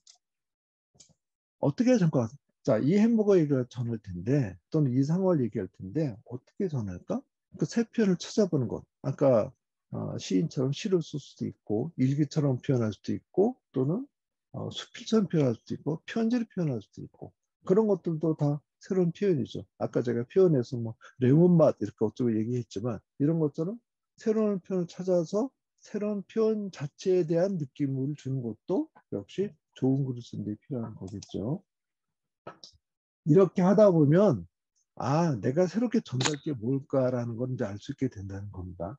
이렇게 안 하면 많이 안 먹고 먹으면서 그냥 아무 생각 없이 먹고 그다음에 어떻게 쓸수 그러면 이제 뭐 햄버거를 거의 먹는 게 아니죠. 사실 뭘 먹어도 똑같이 먹을 테니까. 그렇죠. 그럼 새로운 게 뭔지 모르니까 글쓰기도 어려울 거예요. 자, 좀 더 잘 쓰면 마지막입니다. 좀 더 잘 쓰려면 제일 중요한 게 역시 새로운 것을 발견 눈을 가는 겁니다. 이거는 시골에 사는 어린이도 마찬가지고 서울에 사는 어린이도 마찬가지고 또는 학생도 마찬가지고 어른도 마찬가지예요. 제일 잘 못 쓴 글들이 저는 그렇게 생각을 해요. 남이 쓰는 거를 그대로 베껴서 쓰는 분들 남이 쓰는 표현 그대로 쓰고 남의 생각을 그대로 옮기는 글이 제일 안 좋은 글인데 왜 안 좋은? 읽을 필요가 없기 때문이에요. 글을 때는 읽을 필요가 있어야 되고 읽는 사람이 뭔가 새로운 걸 느껴야 되는데 아까 말한 여러 가지에서 새로움을 주지 않는 것 그런 것은 좋은 글이 아니니까 새로운 걸 발견하는 그 눈이 제일 중요한 거죠. 그리고 이런 거는 아마 앞으로의 시대에서 가장 중요한 게 될 거예요. 새로운 가치가 계속 생겨나고 있는데 변하는 시대에 새로운 것이 뭔가를 알아내는 일은 무지하게 중요한 거라고 생각을 해요. 글은 짧고 정확하게 쓰는 게 더 좋아요. 근데 보통 글을 쓰려다 보니까 글이 늘어지는 경우도 생겨요. 길게. 물론 저도 그래요. 물론 자꾸 줄이려고 노력을 하죠. 어쨌든 문장 하나는 짧고 정확하게 쓰는 게 좋다. 그리고 다 쓴 다음에 쭉 봐서 안 새로운 것이 있다. 이게 보통 우리가 이제 식상하다라는 표현도 쓰고 또 클리셰라는 말도 써요. 이렇게 그냥 너무 낡고 뭐 장미처럼 예뻐 이런 거는 일부러 그러기 전에 좀 식상하잖아요, 그죠? 정말 맛있어서 맛있어. 이거 재미없죠. 그러니까 안쓰러운 버려오고 빼보다 보면 글이 깔끔해지고 좋은 글이 됩니다. 물론 이제 좋은 글을 알아보는 눈을 가지고 많이 읽으면 좋은 글을 씁니다. 좋은 음식을 많이 먹으면 좋은 음식을 이제 구분할 수 있게 되듯이 저는 이제 저의 경우에는 산상수훈 예수님이 직접 말씀하신 성경 속의 부분입니다. 직접 말씀하신 부분을 모아놓은 부분이죠. 이게 맞아. 마태복음 5장부터 쭉 이어지는 살짝 이어지는 그 부분. 그 산상수훈을 보면 예수님이 정말 뛰어난 작가로 생각을 해요. 어떻게 저렇게 어려운 얘기를 쉬운 표현과 비유로 쓰셨나. 오늘 그 설교 말씀이 이제 그 율법 말씀이셨잖아요. 율법은 딱딱하고 고정돼 있고 사람을 옥매는 이야기들이었는데 그런 표현들이었는데 예수는 정말 쉽고 알아듣기 쉬운 표현으로 뭐 소금이라든가 뭐 예를 들어서 이런 거 그런 또는 등불이라든가 뭐 또 왼뺨 오른밤 뭐 이렇게 너무너무 쉬운 표현을 쓰면서 사람이 사는 때 필요한 하나님의 뜻을 너무 쉬운 말로 표현하시잖아요. 정말 그 어렵고 율법으로 되어 있던 시대에 그걸 다 버리고 정말 쉬운 말로 쉬운 표현을 하는 그 예수님이야말로 정말 뛰어난 작가셨을 거라고 생각해요. 아마 예수님이 십자가에 달리지 않고 아마 글 쓰셨으면 노벨문학상 받으실 수 있을 거라고 생각을 해요. 아무튼 이처럼 성경 자체가 정말 뛰어난 문학 작품이고 그 안에서 우리가 정말 우리 삶과 관련된 새로운 것을 발견할 거리가 무지무지하게 많다고 생각을 해요. 그래서 그 성경도 또한 굉장히 좋은 글의 하나다라고 생각을 합니다. 자, 오늘 제가 준비한 건 여기까지고 이제 그 일종의 질의응답을 좀 해야 되겠죠. 그죠? 그렇게 갖도록 하겠습니다.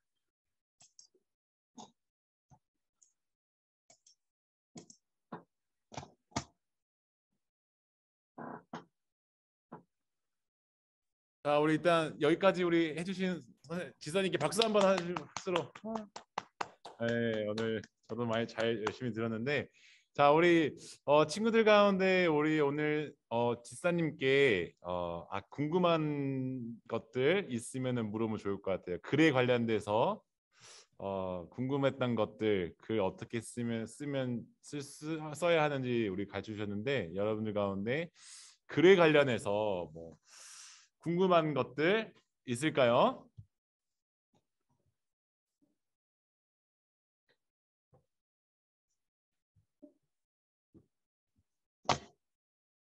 작년에 질문 많이 해주셨었는데 역시 치킨이 햄버거보다 대세가 아닌가?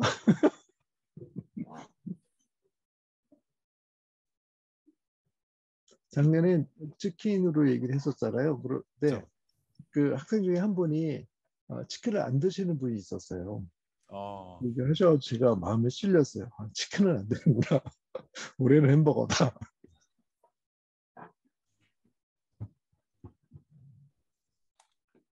제가 질문 하나 좀 드려봐도 괜찮을까요? 네네네. 네네. 이렇게 강의해 주셔서 감사드리고요. 그 마지막에 그 짧고 정확한 문장, 새롭지 않은 것은 이제 버린다 이렇게 말씀 주셨는데 네. 제일 어려운 부분인 것 네, 같거든요. 그렇죠. 네, 네, 네네. 근데 이제 그 이게 이제 글을 쓸 때는 나 혼자 이제 주관적으로 쓸 수밖에는 없지 않습니까? 그래서 네. 이게 새롭지 않다. 그다음에 또 이게 버리다가 보면은 어떻게 보면 이제 이게 그 논리 전개가 이제 점핑이 되고 다른 사람한테 불친절하게 되잖아요. 이 갑자기 무슨 생각으로 이게 점프가 됐는지. 그래서 요 짧고 정확한 문장 쓰는 것과 새롭지 않은 거 버린다. 그것을 실제 적용할 때 네. 어떤 조금 더 가이드되는 내용이 아, 예, 예, 있을까요? 예. 혼자 네. 글 쓰다 보면은 다른 사람 네. 의견을 들을 수가 예, 없으니까 예. 예. 일단 그 짧고 정확하다는 표현을 갖다가 좀 구체적으로 말씀드리면 보통 이제 그러니까 문장을 두 개 이어서 쓰거나 또는 뭐 보통 이제 중문, 복문 이런 거 있잖아요, 그죠? 뭐 나는 이러저러한 사람을 봤는데 그 사람이 이러저러해서 그랬는데 그 사람이 이러저러해서 그래서 그러저러해서 그래서 그러는 거를 어저께 보고서는 엄마한테 얘기해 줬어. 이렇게 얘기하는 문장 같은 거죠. 이런 문장이 안 좋은 문장인 거죠, 맞아요. 그러니까 한마디로 물론 이제 그 선생님께서 이제 모르셔서 그러신 건 아니라고 생각하고요. 사실은 모든 글은 읽는 사람이 누구인가에 따라서 써야 된다고 생각을 해요. 제가 이제 백과사전을 만들기도 하고 뭐 소설을 쓰기도 하고 뭐 여러 가지 몇 가지를 하고 있지만 소설 쓰는 건 이제 그 저 혼자 쓰는 거니까 제 마음대로 써도 된다고는 그죠? 근데 백과선의 경우에는 제가 좀 까다롭게 이렇게 이제 그 컨트롤을 하는데 조정을 하는데 어른용 백과사전과 그다음에 학생용 백과사전과 어린용 백과사전은 읽는 사람이 다르잖아요. 예를 들어서 그죠? 그러면 문장의 길이도 달라져야 되고 쓰는 단어도 달라져야 생각을 하죠. 그래서 표현도 달라지도록 기준을 세우라고 제가 요구를 해요. 편집 지침을 만들 때. 백과사전의 경우도 어른용 백과사전의 경우에는 예를 들어서 고등학교 졸업 학력을 가진 사람이 이해할 수 있는 말로 쓴다 이렇게. 그리고 그다음에 그 어린용 백과사전은 나이를 좀 더 따져서 초등학교 1학년에서 3학년 어린이가 이해할 수 있는 말로 쓴다 이렇게 기준을 세우거든요. 그래서 함즈라모를 할 때에도 함즈라모 이제 편집 규칙에 보시면 제가 10년 전에 편집장 처음 하면서 규칙을 이제 제가 정리를 했는데 그때 넣은 게 뭐냐면 함즈라모의 독자는 교회에 나온 지 6개월 정도 된 고등학교를 다니는 정도의 사람이 그러니까 이제 성도가 읽는 것을 전제로 쓴다 이런 기준을 세웠어요. 왜냐하면은 물론 교회에 나오신 분들이 이제 뭐 보통 우리 교회는 이제 오래 다니시는 분이 많으시니까 성경에 대해서 팍팍하신 분도 계시지만 함즈라모는 교회 전부가 봐야 되면은 그 수준을 좀 아래로 낮춰야 되잖아요. 그래서 가장 낮은 쪽에서 그렇다고 해서 아예 교회 안 다니시는 분을 대상으로 할 수는 없으니까 다니시는 분 중에서 6개월 정도 다니신 분들이면 교회의 기본적인 용어나 체계는 아신다고 생각하고 써야 된다 이런 기준을 세우는 거죠. 제가 이렇게 설명을 드리는 거는 그래서 이제 이런 글을 쓸 때 어떤 글을 쓸 때 그 글을 누가 읽느냐에 따라서 문장이 달라져야 되는데 우리 이제 우리 학생들의 글은 친구들이 본다고 간주하는 게 제일 편하다고 생각을 했고요.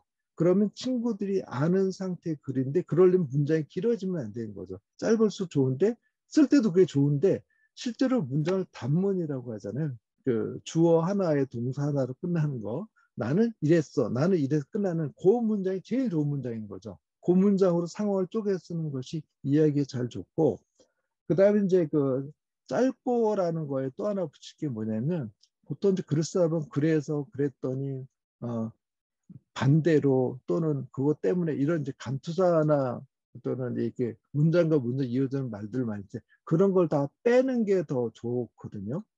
근데 보통 문장의 논리성을 갖다가 부여하다 쓰다 보면 부여하기가 자기도 모르게 그래서 그러므로 그것과 반대로 뭐 이렇게 자꾸 하는 말들을 갖다가 빼는 것이 되게 문장이 깔끔해지고 좋고요. 일단은 그런 것들이 이제 짧고 정확한 문장을 쓰자는 거고요. 문장 길게 쓰면 저절로 부정확해지고 그다음에 보통 우리가 뭐 수동태 이런 거 쓰잖아요. 주어로 돼 있는데 문장은 수동태 저기가 된다든가 이런 것들도 일어나는 현상을 막을 수도 있고 그래서 이제 짧고 정확히 쓰자고 말씀드리는 것이고 안 새로운 것이라는 건 지금 말씀하신 것처럼 이제 그 글이 이렇게 글 쓰다 보면은 맞으면 그 논리성을 잃을 수도 있는데 사실은 그 정리를 안 새롭다는 게 다른 게 뭐냐면은 안 새로운 것보다는 상투적인 표현을 피하자는 거죠. 상투적인 표현이 반복해서 들어갈수록 그 문장은 전체적으로 아무리 의미가 있는 문장도 지리해지거든요. 글 자체가. 근데 상투적인 게 뭐냐 이건 이제 사람마다 생각가 다를 수도 있는데 일반적으로 제가 참사람을 해서 이제 들어오는 분들을 보고 또 다른 분들이 봐도 대부분은 남들이 익숙하게 쓰는 표현을 갖다가 써서 자기의 책임을 연하려는 생각들이 있어요. 내가 좀 뭔가 새로운 표현 시도하려는 것이 아니라 아까 말씀 당신은 참 아름다워 할 때 당신은 별빛처럼 뭐 눈이 반짝거리고 얼굴은 장미처럼 아름다워 해야 잘 쓴다고 생각하시는 거죠. 근데 그걸 빼야 되는 거죠. 자기만의 표현을 발견해야 가령 당신은 5월의 상추처럼 아름다워 이런 건 좀 새로워 보이잖아요. 예를 들어서 신선해 보이고 이런 자기만의 신선한 표현 또는 뭐 방안이 더러웠다 이렇게 얘기하는 거하고 내 가방은 더러웠다고 내 가방끈은 구겨진 휴지처럼 더러웠다라고 얘기하는 거 다르잖아요. 그렇죠?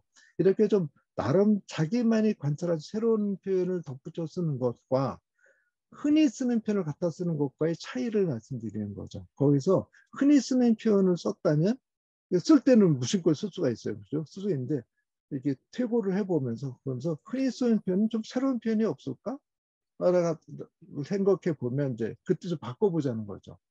상투적인 거에 익숙해지다 보면 생각도 상투적이 되고 많은 분들이 자기 생각 자체를 남들의 생각을 빌려보시는 분들이 되게 많으시거든요, 사실은. 그 이제 일상에도 나타납니다, 사실은. 근데 저는 이렇게 이제 오늘 햄버거를 가지고 얘기했지만 자기만의 눈을 갖는 것이 되게 중요하다고 생각을 해요. 그게 자기 생활도 그렇고 삶의 설계도 그렇고 또는 세상을 바라보는 시야에서 그렇고 또는 교회에서 예수님을 바라보고 또 예수님의 어떤 뜻을 실천하는 거에서 그렇고 그게 아닌가 생각을 해요. 예수님 자체가 사실 율법 시대에 하나님 뜻이 이거다라고 새롭게 생각하라고 말씀하신 분이시잖아요. 그죠? 그게 그리고 원래 하나님 뜻이고 그런 것처럼 사실 기독교인 또는 교회를 다니는 학생들은 하나님의 뜻이 뭔가를 끊임없이 새롭게 생각하는 것이 어떤 가장 중요한 의무이기도 하고 또 그게 은혜이기도 하고 그런 게 아닌가라고 생각을 합니다. 네, 감사합니다. 네. 질문해도 될까요? 네네, 물론. 저는요, 학교에서 약간 국어 숙제로 책을 읽고 약간 에세이를 쓰라고 하는데, 네. 에세이가 어떤 글인지 잘 모르는데, 혹시 에세이는 어떤 글이고 어떻게 해야 잘 쓸 수 있는지 알려주실 수 있나요? 네. 그 에세이라고 하는 게 보통 이제 수필이라고 하는 종류의 이제 글을 크게 나누면 우리가 보통 글이라고 크게 나누면 이제 그 산문이 있고 운문이 있잖아요. 시가 이제 있고 그다음에 소설이 있고 그러잖아요. 근데 수필 가운데 보통 우리가 에세이라고 하는 것이 크게 두 가지가 있어요. 수필을 하는 게. 근데 이제 어떤 의미인지는 그 선생님 말씀하신 어떤 의미인지는 한번 제가 말씀드린 걸 보고 한번 생각해 보세요. 우리말로 수필이라는 것은 보통 에세이라고 원래의 정확한 의미에서 에세이는 우리식으로 말하면 논술문 같은 거예요. 약간 논리 에세이고 우리가 보통 말하는 편한 수필 있잖아요. 수필은 이제 밀셀러니라고 해서 좀 구분을 해요. 근데 선생님께서 만약에 책을 읽고 에세이를 써라 하면은 약간 독서 감상문 같은 글이 될 것 같아요. 그 독서 감상문은 뭐냐면 책을 읽고 느낀 걸 쓰는 거죠. 그죠? 그럴 때 보통 그 책을 읽고 느낀 걸 쓸 때 글의 특징은 일반적으로 내가 읽은 글은 어떤 글인데 그 글에서 나는 무엇을 느꼈다. 내용입니다. 주로. 그러니까 책이 어떤 책인 요즘 어떤 학생들이 어떤 책을 읽지 모르지만 뭐 예를 들어서 조금 전에 제가 예를도 책이니까 산성을 예를 들어 성경 말씀을 예를 든다면 산상수훈은 예수님이 언제 산에 올라와서 하신 말씀이라서 산상수라고 말하는데 특히 이러이러한 부분이 이러이러한 말씀하신 게 기억이 난다. 나는 그분이 특히 어떤 점에서 기억이 깊었고 감동이 있었고 어떤 점이 기억이 남는다. 그래서 이 글은 어떤 의미가 있는 글이라고 나는 생각을 한다. 이렇게 쓰시게 되는 거죠. 감사합니다. 네.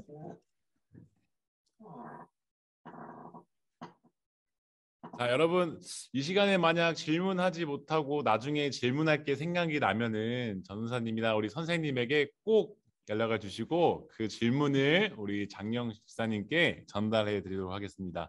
자, 오늘 또 귀한 시간 내주신 우리 장영 집사님께 여러분 다시 한번 큰 박수와 함께 오늘도 감사하고 또 다음에도 와달라고 부탁의 반수 함께 해드리겠습니다. 네. 감사합니다. 정말 너무 감사드립니다. 저도 들으면서 다시 한번 배우고 또 배우고 배웠습니다. 네, 오늘 조금 시간이 많이 지났어요. 네, 그래도 여러분들에게 몇 가지 전달해드릴 광고가 있어서 우리 송숙정 선생님께서 광고 이어가 주시도록 하겠습니다. 네, 오늘 우리 5주차 함께하고 있고요. 다음 주에도 6주차 활동 비대면으로 줌 라이브로 진행되도록 하겠습니다. 지금 여러분 다 잘하고 계시죠? 핸드북하고 암송 금요일까지 담임 선생님들께 보내주시면 됩니다. 자, 이제는 9시 20분만 돼도 많은 친구들이 들어와 있는데 너무 잘하고 있어요. 앞으로도 다음 주도 9시 25분까지 들어오셔서 저희 여와나 트랙 활동 준비하면 되겠습니다. 자, 우리가 지금 4번째하고 5번째 광고는요. 우리가 4월에 일정이 좀 바뀔 건데 백양선 전도사님께서 더 자세히 설명해 주시도록 하겠습니다. 네, 여러분 사진이나 예정이 있어요. 이게 어떤 말이냐면요. 저희 주님의 교회 4층 청소년숲 사무실 안에 사진들이 엄청 많아요. 거기에 우리 지금까지 사진들을 계속 친구들과 함께 했던 사진들을 찍고 있는데 우리가 비대면 상황이 오래되다 보니까 함께 나눈 사진이 없어서 각자 우리 사진을 좀 가져와서 붙여보면 어떨까라는 얘기를 나눴습니다. 그래서 먼저 우리 어하나 친구들에게 이 사무실에 여러분들의 얼굴, 여러분들의 존재가 붙을 기회를 드리는 거예요. 그래서 다음 주 금요일까지 사무실에 저는 이런 저의 사진이 붙었으면 좋겠습니다라고 생각하신 사진을 하나 고르셔서 선생님들에게 전달해 주시면은 제가 후에 여러분들 사진을 인화해서 우리 사무실에 붙이도록 하겠습니다. 여러분 꼭 우리 원하지 않는 사람들은 하지 않아도 돼요. 그러나 얼굴이 안 나오더라도 내가 찍었던 어떤 사진이라던가 아니면 내가 얼굴이 드러나는 사진을 꼭 보내주셔서 여러분 사진들 우리 사무실에 붙여두고 우리 또 목사님, 전도사님들이 언제나 여러분들 계속 사진 보면서 여러분 떠올리고 또 기도하고 또 그랬으면 좋겠습니다. 자, 다음으로 4월 일정 안내입니다. 우리 궁금한 친구들 많죠? 우리 시험 기간인 친구들 있을 텐데 4월 23일 그리고 4월 30일, 5월 7일은 라이브로 진행하지 아니하고 유튜브에 영상이 업로드가 될 거예요. 그러면은 그 영상을 보시고 진행하시면 됩니다. 다음 주 그리고 16일, 다음 주 9일, 다다음 주 16일까지는 비대면을 동시에 진행할 거고 우리 이미 소식을 들은 친구들도 있겠지만 다음 주 9일은 비대면을 하지만 이 자리에 우리 우리 고등부 친구들이 와서 같이 비대면을 이렇게 작용을 하면서 두 개 다 동시에 진행할 거고 또 4월 16일에는 우리 중학교 1학년 친구들이 우리 또 이 교회에 올 수 있는 친구들이 와서 대면 비대면 동시에 진행해 보고자 합니다. 자, 여기까지입니다. 네, 여러분 오늘 좀 이렇게 시간이 조금 흘렀지만 우리 또 이후 시간들 있죠. 네, 성경 통독 또 소그림 모임이 있습니다. 자, 우리 이제 각자 부서별로 나눠지기 전에 기도로 마치면서 또 이후 시간 이어가도록 하겠습니다. 자, 기도하겠습니다. 하나님 아버지 감사합니다. 우리에게 생명 주시고 우리의 생명을 표현할 수 있는 언어를 주심에 감사합니다. 주님, 주님께서 주신 그 자유의지를 가지고 우리 안에서 새로운 것을 보고 그것들을 표현하는 삶을 살아갈 수 있게 하여 주시옵소서. 우리의 삶 속에서 나타나는 그 모든 것들 누군가에게 나눠줄 수 있는 귀한 재능 되게 해주시고 그것으로 사람을 살리고 또 사람과 더불어 살아가는 저희 모두가 되게 하여 주시옵소서. 또 한 주 각자의 자리에서 또 살아갑니다. 주님, 우리가 살아가는 그 모든 순간순간마다 우리가 정말 우리 안에 있는 것을 잘 표현하면서 또 그 안에서 하나님과 더불어 또 우리 친구들과 더불어 살아갈 수 있게 하여 주시옵소서. 감사함을 드리며 예수님의 이름으로 기도드립니다. 아멘. 자, 오늘 이 시간 전이 친구들 내일은 전이 부서로 이동하고 우리 트랙 친구들은 남아서 성경 통독 이어가도록 하겠습니다. 제가 현재 소그룹실 개방하도록 할 테니까요. 잠시만 기다려 주세요. 우리 잠깐 제자리에서 잠깐 쉬고 있도록 하겠습니다.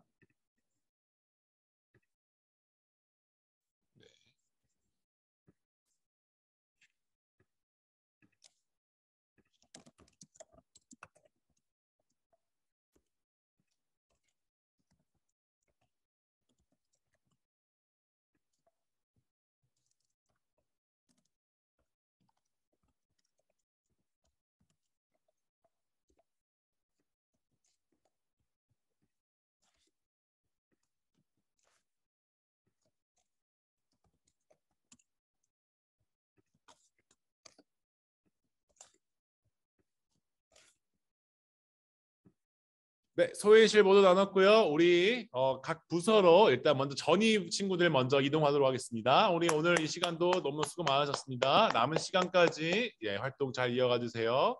자, 우리 트랙 친구들은 자리에 남아 주시겠습니다.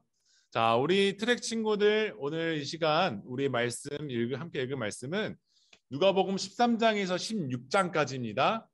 여러분 자리에 성경책 자리에 준비해 주시고 우리 또 오늘 함께 읽어줄 우리 반이 있죠. 빨강 4반 누가복음 13장에서 16장까지입니다. 자, 빨강 4반 우리 또 말씀 준비해 주시면 감사하겠습니다. 자, 우리 전이 친구들 다 이동했을까? 볼까요? 네, 우리 전이 친구들 다 이동했네요.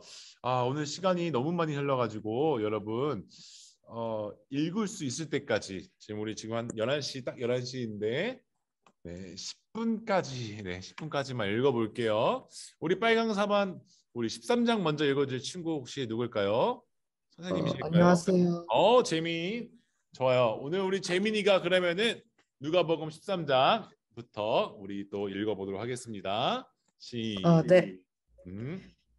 그때 마침 두어 사람이 와서 빌라도가 어떤 갈릴리 사람들의 피를 그들의 제물에 섞은 일로 예수께 아뢰니 대답하여 이르시되 너희는 이 갈릴리 사람들이 이같이 해 받음으로 다른 모든 갈릴리 사람보다 죄가 더 있는 줄 아느냐. 너희에게 이르노니 아니라 너희도 만일 회개하지 아니하면 다 이와 같이 망하리라. 또 실로암에서 망대가 무너져 치여 죽는 18사람이 예루살렘에 거한 다른 모든 사람보다 죄가 더 있는 줄 아느냐. 너희에게 이르노니 아니라 너희도 만일 회개하지 아니하면 다 이와 같이 망하리라. 이에 비유로 말씀하시되 한 사람이 포도원에 무화과 나무를 심은 것이 있더니 와서 그 열매를 구하였으나 얻지 못한지라. 포도원 지기에게 이르되 내가 3년에 와서 이 무화과 나무에서 열매를 구하되 얻지 못하니 찍어버리라. 어찌 땅만 버리게 하겠느냐. 대답하여 이르되 주인이여 금년에도 그대로 두소서. 내가 두릅하고 걸음을 줄이니 이후에 만일 열매가 열면 좋거니와 그렇지 않으면 찍어버리소서 하였다 하시니라. 예수께서 안식일에 한 회당에서 가르칠 때에 18해 동안이나 귀신 들려 앓으며 꼬부라져 조금도 펴지 못한 한 여자가 있더라. 예수께서 보시고 불러 이르시되 여자여 내가 내 병에서 놓였다 하시고 안수하시니 여자가 곧 펴고 하나님께 영광을 돌리는지라. 회당장이 예수께서 이 안식일에 병 고치는 것에 분내어 무리에게 이르되 일할 날이 엿새가 있으니 그 동안에 와서 고침을 받을 것이요 안식일에는 하지 말 것이니라 하거늘 주께서 대답하여 이르시되 외식하는 자들아 너희가 각각 안식일에 자기의 소나 나귀를 외양간에서 풀어내어 이끌고 가서 물을 먹이지 아니하느냐 그러면 8해 동안 사탄에게 매인 바 되니 아브라함의 딸을 안식일에 이 매임에서 푸는 것이 합당하지 아니하냐. 예수께서 이 말씀을 하심에 모든 반대하는 자들은 부끄러워하고 온 무리는 그가 하시는 모든 영광스러운 일을 기뻐하니라. 그러므로 예수께서 이르시되 하나님의 나라가 무엇과 같을까? 내가 무엇으로 비교할까? 마치 사람이 자기 채소밭에 가다 심은 겨자씨 하나 같으니 자라 나무가 되어 공중의 새들이 그 가지에 깃들였느니라. 또 이르시되 내가 재민아, 나 해야 되는데. 해요. 20절이요. 네. 또 이르시되 내가 하나님의 나라를 무엇으로 비교할까? 마치 여자가 가루 서말 속에 갖다 넣어 전부 부풀게 한 누룩과 같으니라 하셨더라. 예수께서 각 성, 각 마을로 다니사 가르치시며 예루살렘으로 여행하시더니 어떤 사람이 여짜오되 주여 구원을 받는 자가 적으니이까 그들에게 이르시되 좁은 문으로 들어가기를 힘쓰라. 내가 너에게 이르노니 들어가기를 구하여도 못하는 자가 많으니라. 집주인이 일어나 문을 한 번 닫은 후에 너희가 밖에 서서 문을 두드리며 주여 열어주소서 하면 그가 대답하여 이르되 나는 너희가 어디에서 온 자인지 알지 못하노라 하리니 그때 너희가 말하되 우리는 주 앞에서 먹고 마셨으며 주는 또한 우리의 길거리에서 가르치셨나이다 하나 그가 너희에게 말하여 이르되 나는 너희가 어디에서 왔는지 알지 못하노라 행악하는 모든 자들아 나를 떠나가라 하리라 너희가 아브라함과 이삭과 야곱과 모든 선지자는 하나님 나라에 있고 오직 너희는 밖에 쫓겨난 것을 볼 때 거기서 슬피 울며 이를 갈리라. 사람들이 동서남북으로부터 와서 하나님의 나라 잔치에 참여하리니 보라 나중된 자로서 먼저 될 자도 있고 먼저 된 자로서 나중될 자도 있느니라 하시더라. 곧 그때 어떤 바리새인들이 나와서 이르되 나가서 여기를 떠나소서 헤롯이 당신을 죽이고자 하나이다. 이르시되 너희는 가서 저 여우에게 이르되 오늘과 내일은 내가 귀신을 쫓아내며 병을 고치다가 제3일에는 완전하여지리라 하라. 그러나 오늘과 내일과 모레는 내가 갈 길을 가야 하리니 선지자가 예루살렘 밖에서는 죽는 법이 없느니라.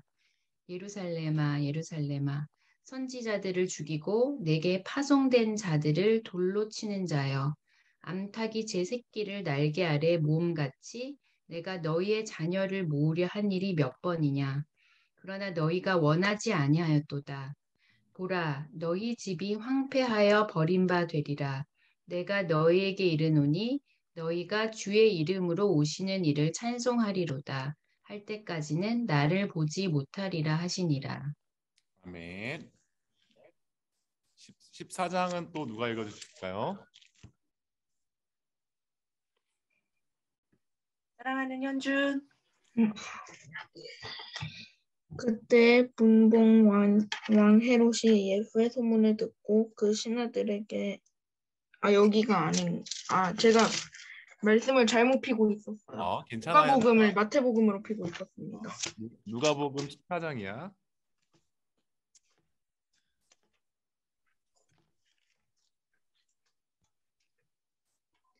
안식일에 예수께서 한 바리새인 지도자의 집에 떡 잡수시러 들어가시니 그들이 엿보고 있더라. 주의 앞에 수종병 든 한 사람이 있는지라. 예수께서 대답하여 율법교사들과 바리새인들에게 이르시되 안식일에 병 고쳐주는 것이 합당하냐 아니하냐.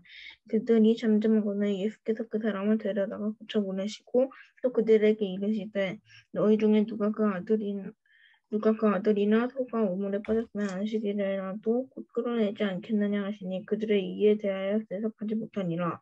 청함을 받은 사람들이 높은 자리 택함을 보시고 그들에게 비유로 말씀하여 이르시되 내가 누구에게나 혼인잔치에 청함을 받았을 때 높은 자리 네게 앉지 말라. 그렇지 않으면 너보다 더 높은 자리에 청함을 받은 경우에 너와 그를 청한 자가 와서 너더러 이 사람에게 자리를 내주라 하리니 그때 내가 부끄러워 끝자리로 가게 되리라.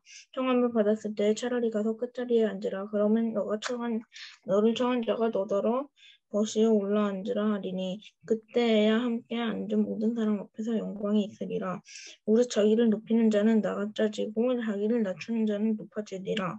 또 자기를 청한 자에게 이르시되 내가 점심이나 저녁이나 베풀거든 버시나 형제나 친척이나 부한 이웃을 청하지 말라. 두렵건대 그 사람들이 너를 도로 청하여 내게 갚음이 될까 하노라. 잔치를 베풀거든 차라리 가난한 자들과 몸 불편한 자들과 전한 자들과 맹인들을 청하라. 그리하면 그들이 갚을 것이 없으므로 내게 복이 되리니 이는 의인들의 부하시에 내가 갚음을 받겠음이라 하시더라. 함께 먹는 사람 중에 하나가 이 말을 듣고 이르되 무릇 하나님의 나라에서 떡을 먹는 자는 복되도다 하니 이르시되 어떤 사람은 큰 잔치를 베풀고 많은 사람을 청하였더니 잔치의 시각이 그 청하였던 자들에게 종을 보내어 이르되 부하 모든 것이 준비되었나이다 하매 다 일치하게 사양하여 한 사람은 이르되 나는 밭에 샀음에 아무래도 나가보아야 하겠더니 청컨대 나를 양해하도록 하라 하고 또 한 사람은 이르되 나는 소 5개리를 샀음에 시험하러 가니 청컨대 나를 양해하도록 하라 하고 또 한 사람은 이르되 나는 장가 들었으니 그러므로 가지 못하겠노라 하는지라. 보라와 주인에게 그대로 고하니 이에 집주인이 노하여 그 종에게 이르되 빨리 시내의 거리와 골목으로 나가서 가난한 자들과 몸 불편한 자들과 맹인들과 저는 자들을 데려오라 하니라. 종이 이르되 주인이여 명하신 대로 하였으되 아직도 자리가 있나이다. 주인이 종에게 이르되 길과 산 울타리 가로 나가서 사람을 강권하여 데려다가 내 집을 채우라. 내가 너희에게 말하노니 전에 청하였던 그 사람들은 하나도 내 잔치를 맛보지 못하리라 하였다 하시니라. 수많은 무리가 함께 갈새 예수께서 돌이키사 이르시되 무릇 내게 오는 자가 자기 부모와 처자와 형제와 자매와 더욱이 자기 목숨까지 미워하지 아니하면 능히 내 제자가 되지 못하고 누구든지 자기 십자가를 지고 나를 따르지 않는 자도 능히 내 제자가 되지 못하리라. 너희 중에 누가 망대를 세우고자 할진대 자기의 가진 것이 준공하기까지에 족할는지 먼저 앉아 그 비용을 계산하지 아니하겠느냐. 그렇게 아니하여 그 기초만 쌓고 능히 이루지 못하면 보는 자가 다 비웃어 이르되 이 사람이 공사를 시작하고 능히 이루지 못하였다 하리라. 또 어떤 임금이 다른 임금과 싸우러 갈 때에 먼저 앉아 1만 명으로서 저 2만 명을 거느리고 오는 자를 대적할 수 있을까 헤아리지 아니하겠느냐. 만일 못할 터이면 그가 아직 멀리 있을 때에 사신을 보내어 화친을 청할지니라. 이와 같이 너희 중에 누구든지 자기의 모든 소유를 버리지 아니하면 능히 내 제자가 되지 못하리라. 소금이 좋은 것이나 소금도 만일 그 맛을 잃으면 무엇으로 짜게 하리요. 땅에도 거름에도 쓸데없어 내 버리느니라. 들을 귀가 있는 자들은 들을지어다 하시니라. 아멘.